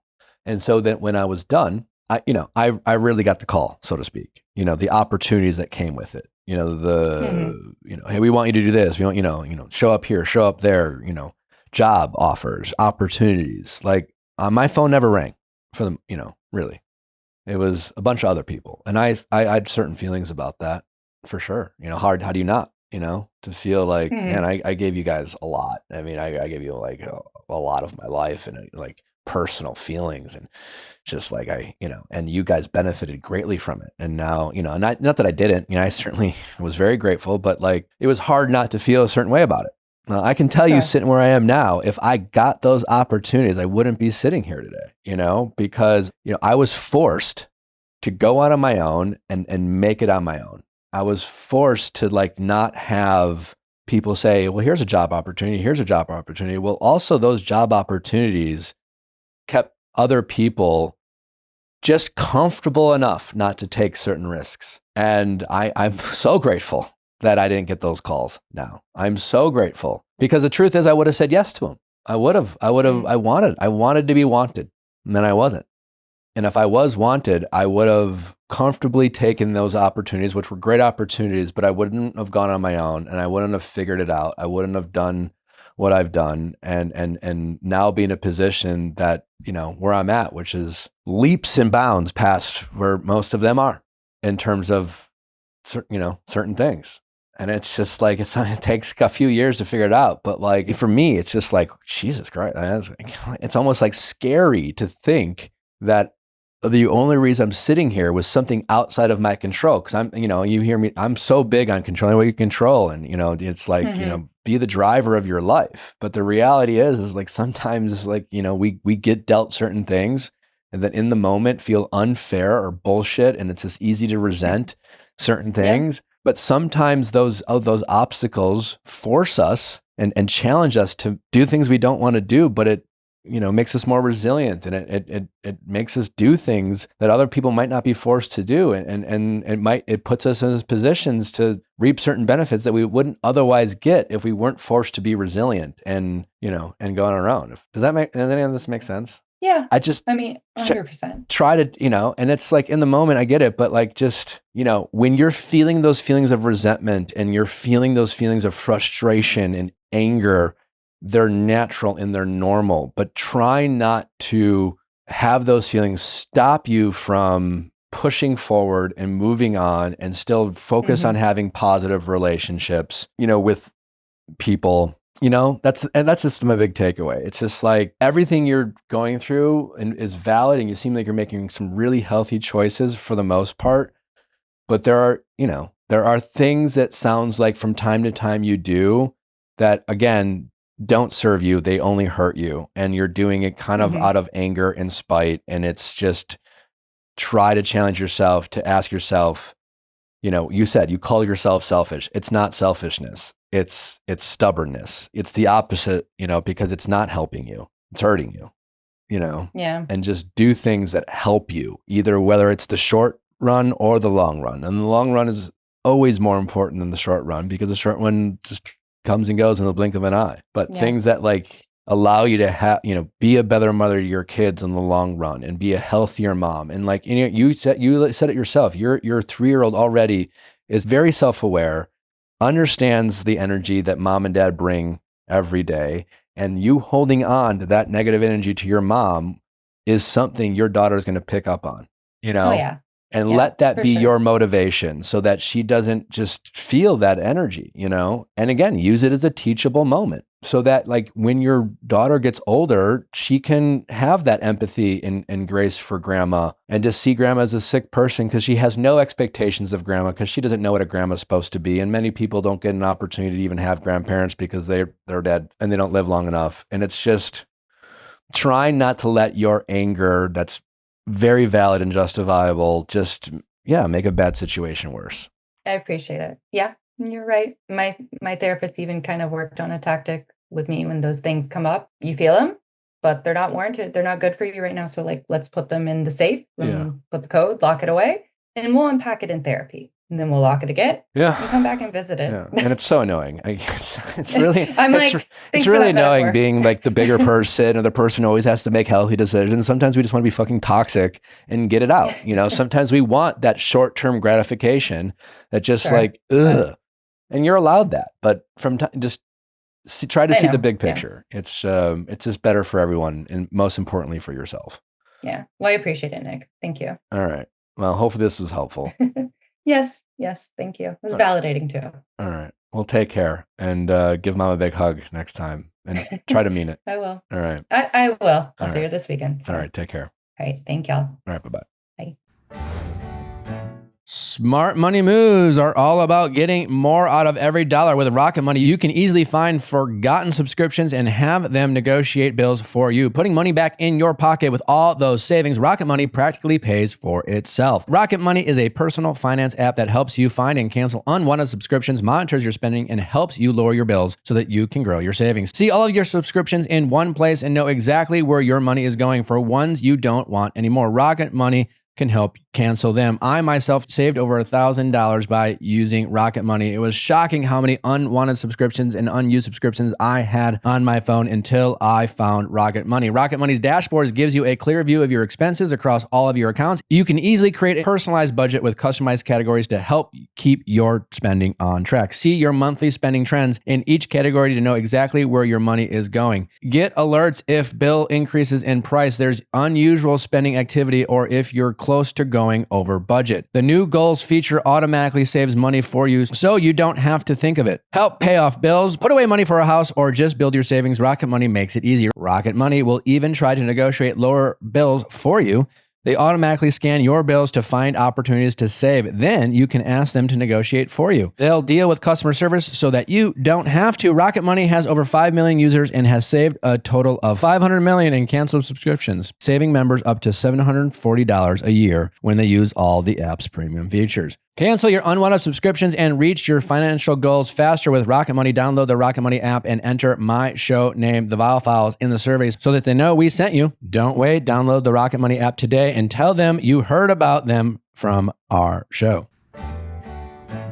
As the weather warms up, you might want to rethink your skin care routine, especially if you are using retinol, which can leave your skin more vulnerable to sun damage. And here's why you should switch to OneSkin's facial moisturizer, OS1 Face, this summer. In lab studies, OS1 Face boosted collagen production similar to retinol, but without the sun's sensitivity risk. And unlike retinol, which can disrupt your skin barrier, OS1 Face strengthens it, helping your skin become even more resilient to the sun, heat, pollution, and other types of environmental stressors. The key is OneSkin's patented OS1 peptide. It works by targeting the signs of aging at the cellular level, something retinol can't do. In fact, it's the first peptide scientifically proven to reverse skin's biological age. So instead of irritating your skin like other topicals can, you're helping your skin look, feel, and act like its younger self. I've been using OneSkin for some time now, and I absolutely feel like it's keeping my skin looking young, fresh, and ageless. OneSkin is the world's first skin longevity company by focusing on the cellular aspect of aging. OneSkin keeps your skin looking and acting younger for longer. You can try OneSkin with 15% off using code VIALL at oneskin.co. That's 15% off oneskin.co with code VIALL. After you purchase, they'll ask you where you heard about them and tell them it's from us. Please support their show and tell them we sent you. Give your skin the scientifically proven gentle care it deserves with OneSkin. How's it going? Hi, I'm Becky. I'm 29, and I'm wondering if there is still potential to be more, or am I officially on the roster? Tell me about the situation you're in. So we met on Tinder. He's 37. He's tall, but not douchebag tall. Really nice. Hasn't love bombed me. Good job. Good vibes. I know he's obviously still dating other people, but yeah, things are just Okay, how long has this been going on for? Our first date was the end of March, so we've hung out 3 times since then. Okay. And when you say things like he hasn't love bombed me and obviously he's dating other people, that this sounds like you just have the lowest of expectations for the people you date. Probably. Okay, well, we agree on that. Well, I mean, it's 3 dates since March is slow progress. Yeah. It's giving roster. Okay. Have you hooked up? Yeah. So on the first date, it was way too long, and I think I immediately messed up there. Second date. What do you mean it was too long? It was like 7.5 hours, and it should never be that long. Did you hook up on the first date? No, we went to dinner, then we went to a bar, and then we came back, not to my apartment, but we hung out on the rooftop and had drinks. And then he texted me when he got home, and then he went on a golf trip. So that kind of like pushed our next like time hanging out off a little bit. And then the second time we hung out, we went to like a sports thing, and then we got way too drunk, and then came back. We were going to just go hang out on the rooftop again, but I guess I forgot. I guess I didn't realize like how drunk he got. So I was like, you can just stay the night. And that was like my first mistake, I guess, or another mistake.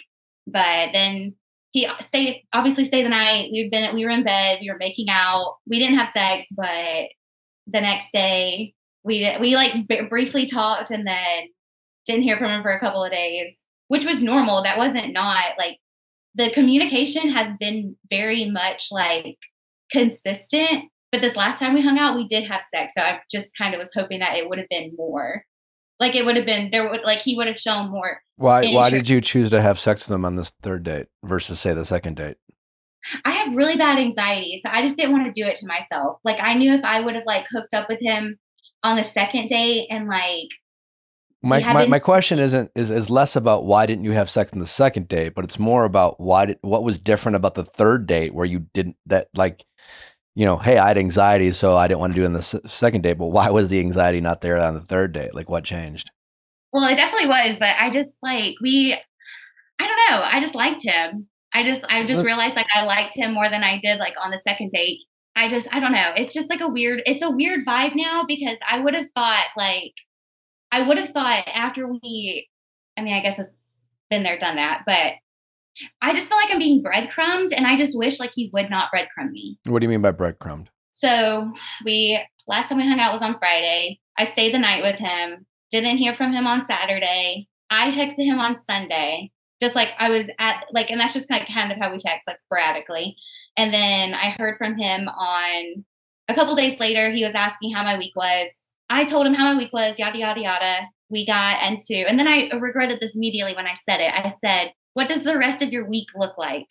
And then it was like automatically like me pursuing him. Just, I felt like I was doing too much. And then he told me what his week looked like. And then he asked me what mine looked like, and I never responded to him. texted him back the next day, sorry, fell asleep. Hope you had a good day. Good night. And but he still could have asked me to hang out. Like, he didn't know what my week looked like. This is all after you had sex? Yes. Okay. My guess is he probably doesn't even know how he feels about you. Yeah, I'm sure you've heard me say this before, but like, you having sex with them on the third date is you participating in hookup culture. It's not you pursuing a relationship. Okay. You know, and if you want to have sex with a guy because you're like, I'd like to get laid tonight, and he's attractive, and I'd like to have sex with him, have a ball. You know, Yeah. be the empowered woman in 2025 that has the right to have sex as much as any fuckboy out there.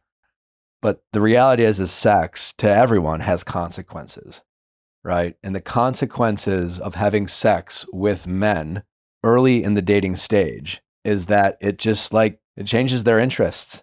Am I able to run it back? Like, or is it too far gone? I think in most cases, this is not specific to you, but in most cases, and there's exceptions to rules, if you have sex with a man in the early stages of dating, he's almost certainly going to reach out to you the next time, not because he's interested in learning more about you emotionally and building an emotional connection, but it's because he wants to have sex with you again. Got it. Because you had sex with a person you had no actual connection with. You had a good time, you know, learned a little bit about each other and had some nice dates. But like, you didn't have an emotional connection. You didn't know each other on a deeper level. You didn't build any type of bond. You're not bringing any other value to his life, you know, other than maybe like a good time. Yeah. But like emotional support, you're not the person he's going to reach out to if he's having a bad day right now, you know, or if he needs some like advice, you know, that's not going to be you. You haven't built that rapport with him. So you just pigeonhole yourself. And that's just like men, I don't know, you know, it's just kind of how men's brains work. So if you find yourself having sex with men early in the dating process and seeing their behavior change shortly thereafter, that's generally why. And I would say most of the time it's not men, you know, going out with you and being like, I'm just going to say whatever I have to say in order to have sex with her. And there's plenty of shitty guys who do that, right? You know, but I'd say most guys just, you want to have sex with me? Great. Sure. I'm not going to say no. And then they do. And it's just like that curiosity of, you know, like all men have that kind of animalistic instinct of being attracted to a woman and wondering what she looks like naked. And that's a very powerful tool you all have if you want to play that card. And by playing that card means to literally not, you know, to keep them guessing, so to speak.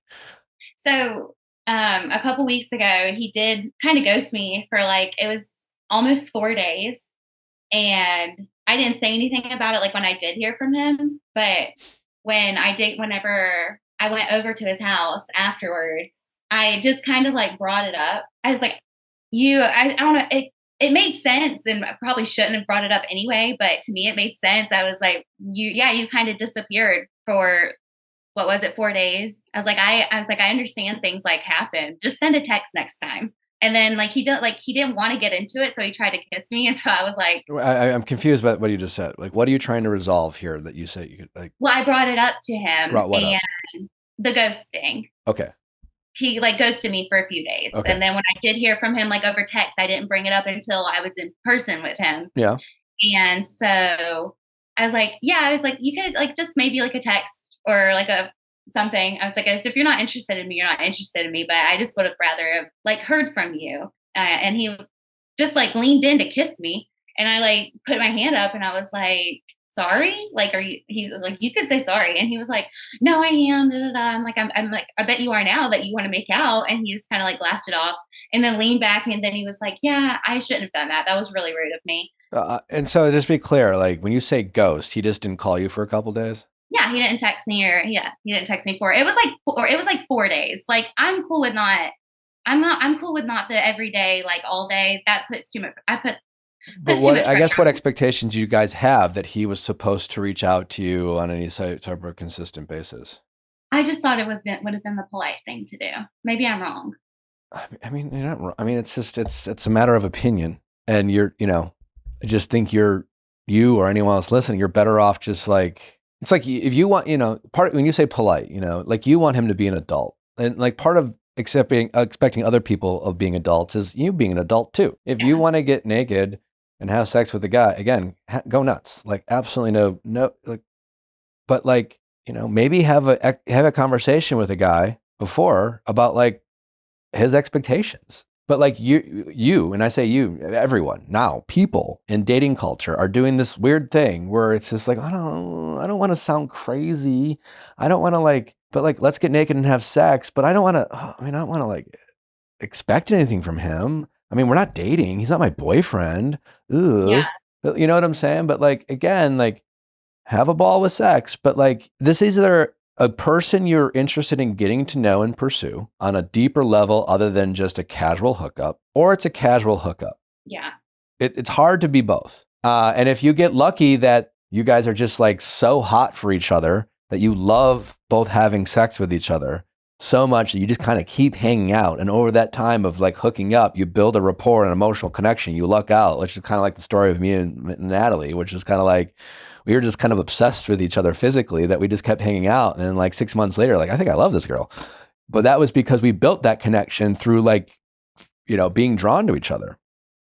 Most of the time it's like more of a, yeah, I mean, that's nice. And, I don't know, like that's very much the exception to the rule. And the reality, I mean, like everything about a relationship is the exception to the rule. But, I did not go about it in a way that was, that set that relationship up for success. My actions with how, I didn't know it at the time. I wasn't even pursuing. I mean, I went into that interaction with being like, yeah, we're not going to date, but if you are going in an interaction where you're thinking, no, this is someone I could be interested in, then you probably need to make different decisions about how you go about pursuing these men. Yeah. I mean, I regretted it as soon, I guess I had like an emotional hangover afterwards because I was like, oh my God, like, I don't even know what this guy wants.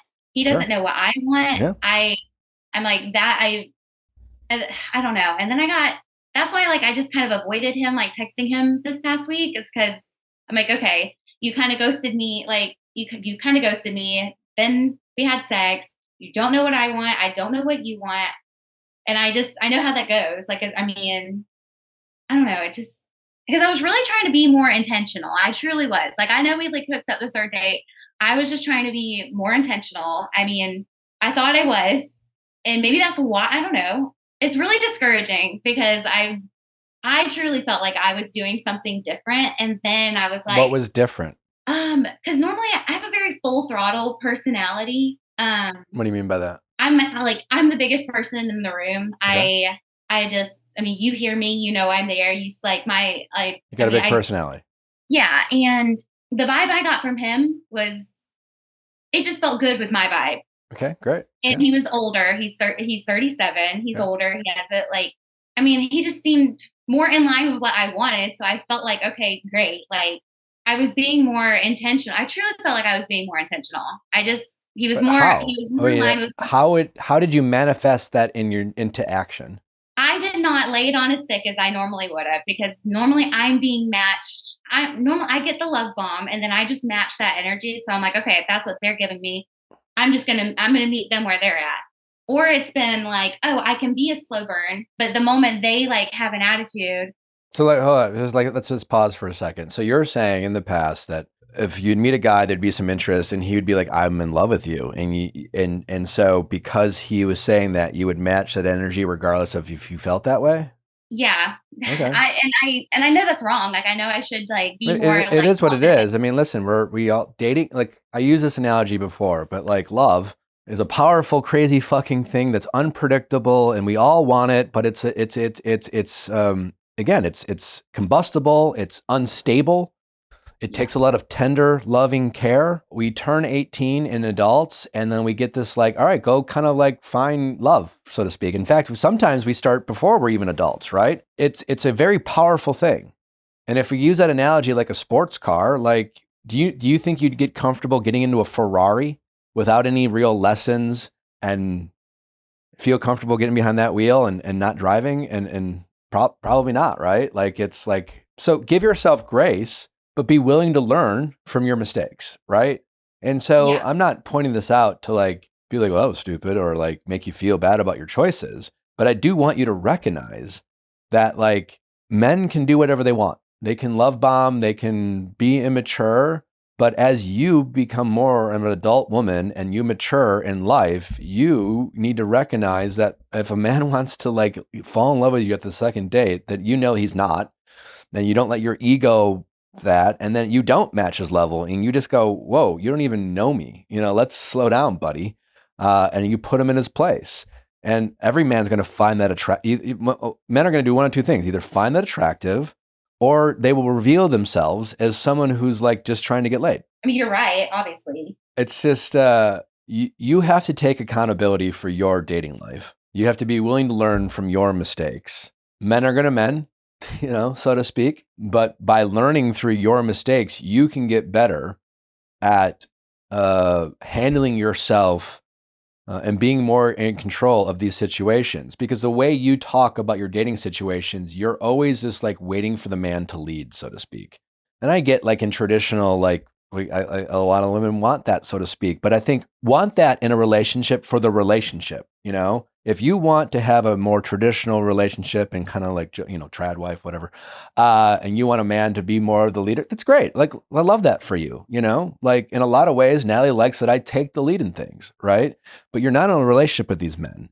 And right now, you are in charge of your life and your interpersonal relationships, and they're not your boyfriends, and they're not there to lead you right now. So you need to take charge of your dating relationship, and you need to make choices for yourself, and then check in with yourself as you get to know these men. And they can be like, is this the type of man who leads or follows, you know? And you can find him to be attractive or unattractive, right? But like, you need to decide whether you like these men or not. You know, right now you're meeting men, from what I'm hearing, and immediately just seeing how it goes. You know, if you all you check in is for vibes. All right, is there chemistry? Great. All right, I feel chemistry. All right, let's see what he does with this chemistry that we're feeling. And then immediately you put yourself in this position of not having power, because you're just kind of like waiting for him to like make the move, right, so to speak, a little bit. And then you have a kind of all this anxiety. Anxiety comes from the unknown, and part of the reason why you're always anxious is because you're never stepping into in a position of power. You're not taking charge of. Who gives a shit what he thinks and feels about what he wants to do with you? You're just like, I don't know. We've had 2 good first dates. Great. I like what I have so far. I don't just want to fuck this guy. I want to see where it goes. So like, I still don't know him. I'm going to keep getting to know him. If he wants to kiss me, great. If he wants to try to get a little action, I love that because it makes me feel pursued. But I'm going to say, no, I'm not doing that right now. I want to build a connection. And I'm not going to set some sort of arbitrary false deadline like I don't have sex until the 5th date because you're just giving him a goal, or I don't have sex until 4 weeks of dating. No, you wait till you feel like you're actually building some kind of rapport, you know, where you're not wondering if he's calling, or you give him an opportunity to see if he's going to wait 4 days to check in with you or just be a part of your roster. You get to know him, and you don't feel like you have to do anything to like entice him, so to speak, other than just like play your part in trying to build a connection with the guy. Yeah, no. And I see what you're saying. And that's why I was just trying to match his energy. And I feel like, what do you mean? What do you mean? Just like, because normally people lay it on super thick, and normally, like if they're historically, I've had people just lay it on super thick, and I could be a slow burn if I wanted to, and then they get mad at me because they're like, "Oh, you might not be into me," and then I'm like, "Oh God, I'm going to lose them," so I just have to go in super strong. Okay, but that's just like an emotionally immature guy. That's not your guy. A guy who gets mad, you know, as long as you set expectations and you follow through those expectations, and that could be something as simple as like, "I had a really nice time tonight. I'd like to see you again." Mm-hmm. You know, and then either you or him follow up and plan another hang. Yeah. Did I completely torpedo it? Like, is it completely? I don't know. I mean, I think what I'm hearing is I think you need to take a step back and look at how you're dating, period. Because right now your mindset is just about trying to save this relationship with this guy. You don't even have a relationship with this guy. And he's definitely giving roster for sure. I don't know why you're still so worried about a guy who had sex with you and felt like he didn't really need to call you after 4 or 5 days. Again, I don't think he committed a crime, and I don't call that ghosting, but it doesn't give, I'm super excited about this girl and I really want to pursue her. No, you're right. Like, he texted me yesterday and he said, "Hey, how was your weekend?" I said, and I just was kind of short, and I felt like I was being immature, but I was just so annoyed with him in the moment. I said, "Busy weekend, but it was all right. How was yours?" And he said something. He told me what he did, and I was just like, and then he said, something about him being busy. And as soon as someone says the word busy, to me, that equals not interested. Like that's the worst B word. Busy equals not interested. And so I was like, yeah. I said, yeah, I'm really starting to see that. And then he didn't respond. So I don't see why you should put much more effort into this guy, for sure. Okay. But I don't think you necessarily did anything wrong. I mean, I don't either. And I don't really think he did anything wrong either. I'm Sure. just in my head about it because I should have asked my question, or at least like figured it out, like what he was looking for. And like, or at least let him know what I wanted, like before we hooked up. I think, because I immediately had like an emotional hangover after but that. I just want to be clear that like men don't really know what they want with someone they barely know. Yeah. Men don't know what they're going to want from a person after they have sex with someone they barely know. That makes sense? I should have made sure he knew like where I was at though. So what do you wish you would have said to him? Just, I'm not looking to add someone else to the roster. If I'm dating with like intention, I'm not saying that means us, like we have every intention of being serious, getting married, whatever. But at least know, like, I'm not just here to like fill a spot or pass the time or be entertained. Like I could have that with whoever else. Like I could have that with somebody else I already have that with. He was not going to be one of those people. Yeah. Okay. Yeah. Some version of that would have been great. Yeah. But again, I just want to make sure that when you say that, just because they say, "Oh my God, I want the same thing as you," doesn't mean you have sex with them that night.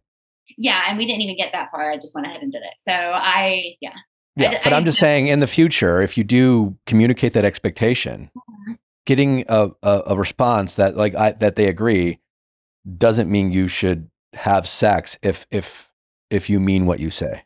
Yeah, because they could say that, and then they don't know me well enough to know if that's with me. So they also don't know how they're going to feel about you after they have sex. Yeah, they do not bond. Like women in general, not always exceptions to every rule, but in general, like women have a bonding connection with people they have sex with through sex, and men have almost a literal opposite. Mm-hmm. And so if a bond isn't already in place, sex won't be the bond.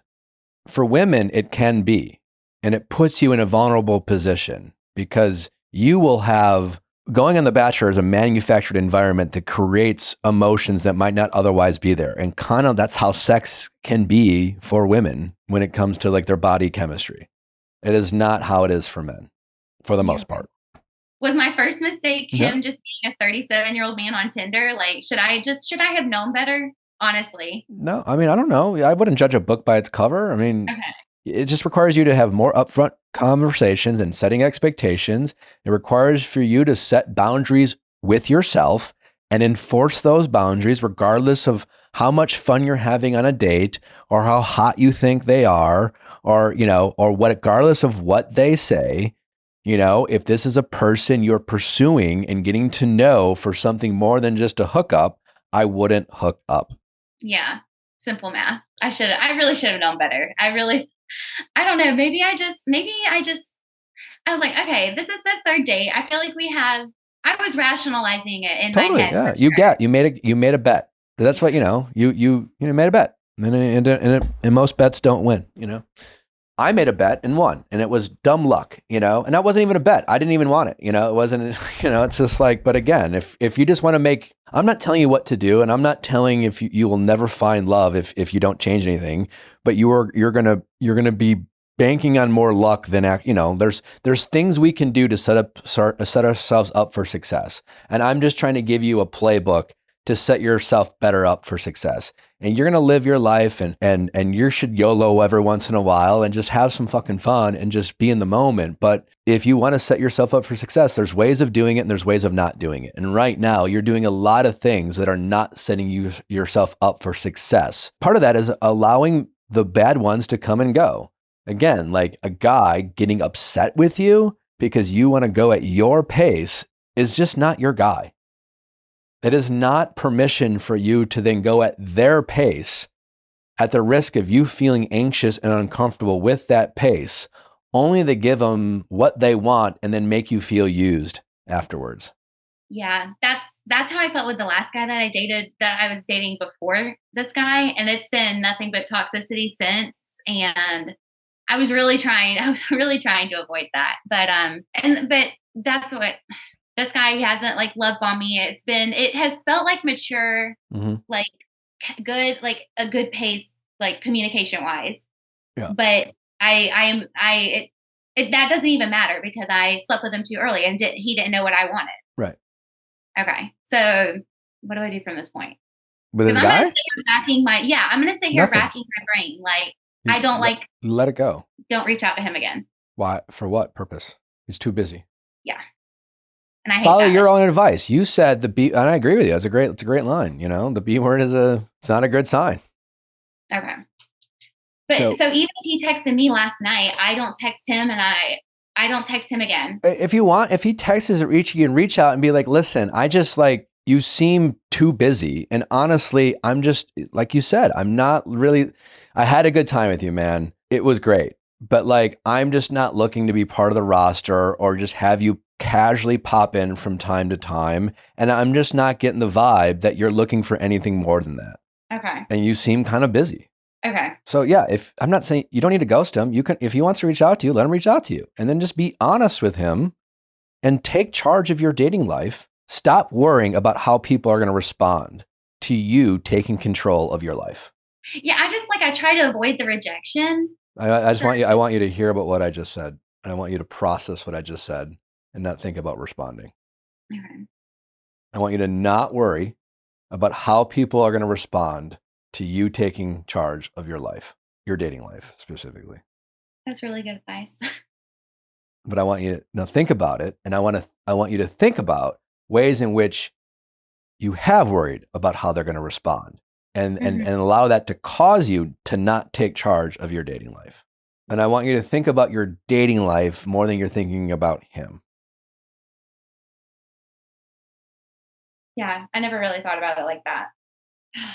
This is a lot. It just gives me anxiety when I think about losing like my power to them. It just like I immediately like emotionally close off, and I might like physically still be there with them, or I might respond to their text. If I feel powerless to them, it's like it doesn't matter.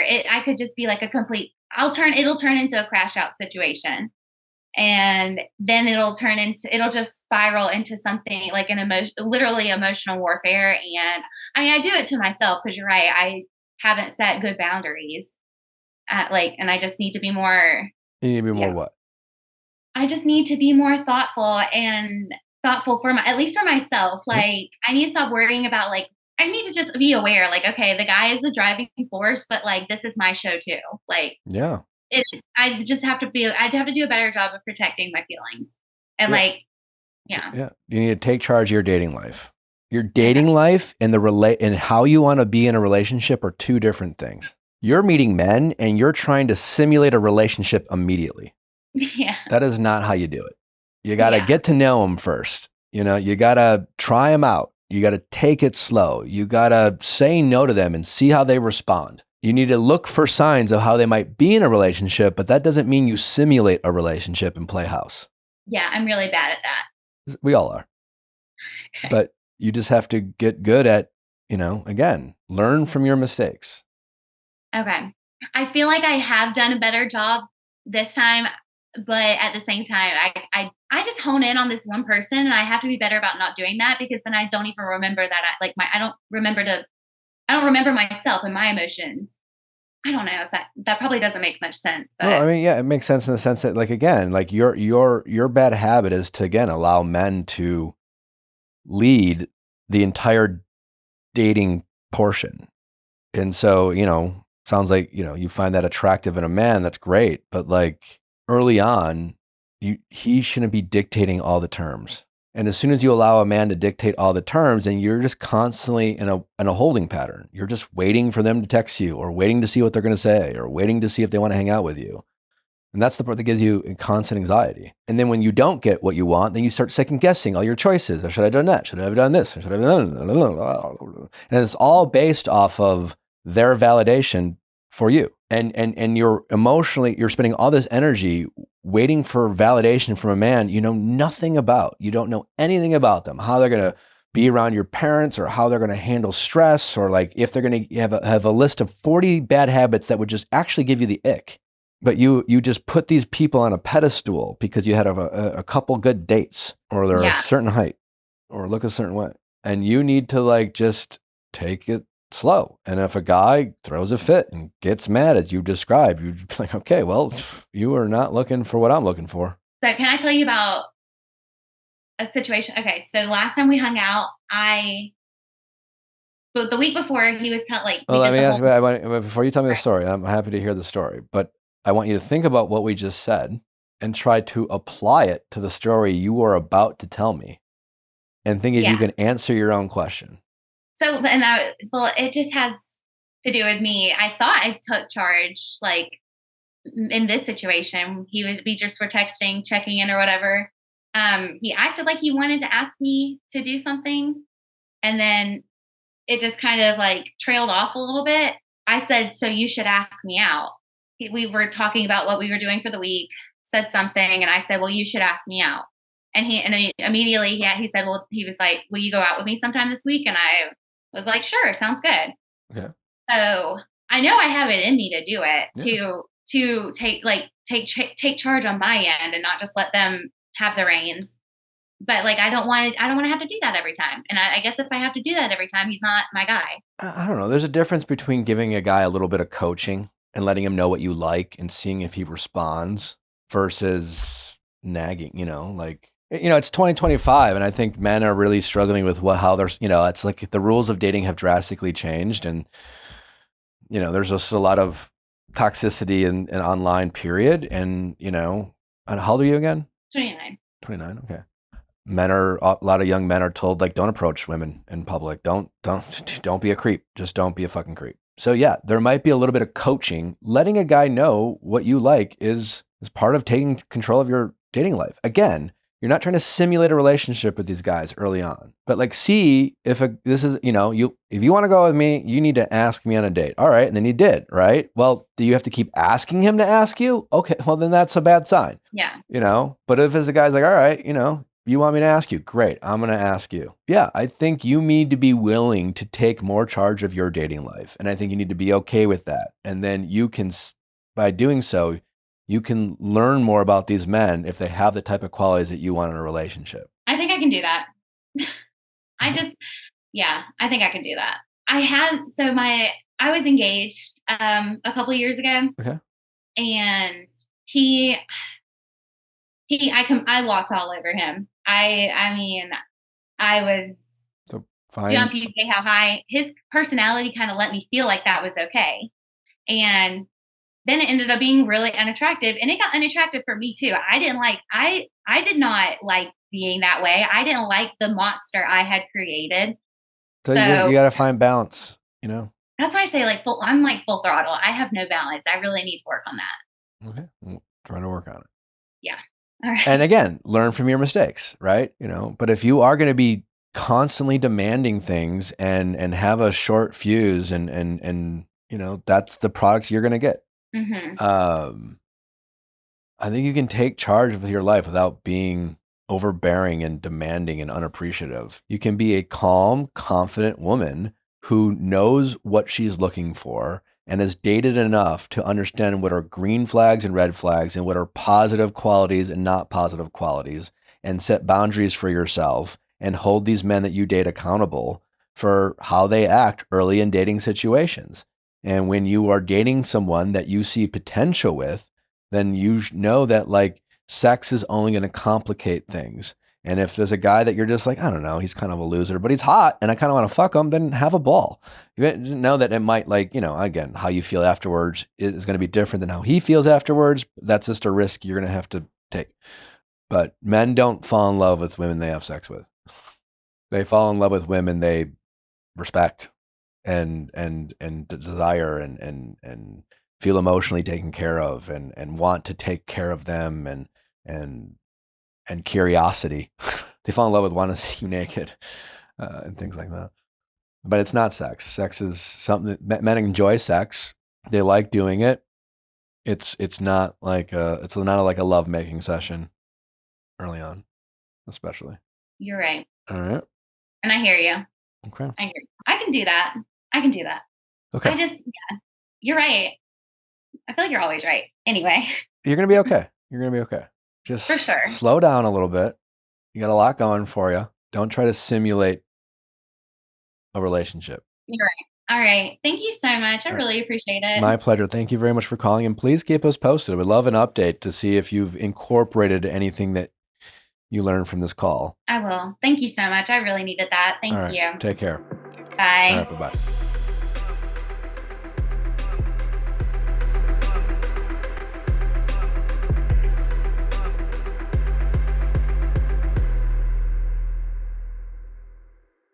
Hey guys, if you loved what you listened to, make sure you hit that subscribe button below. Thanks for listening. We'll see you next time.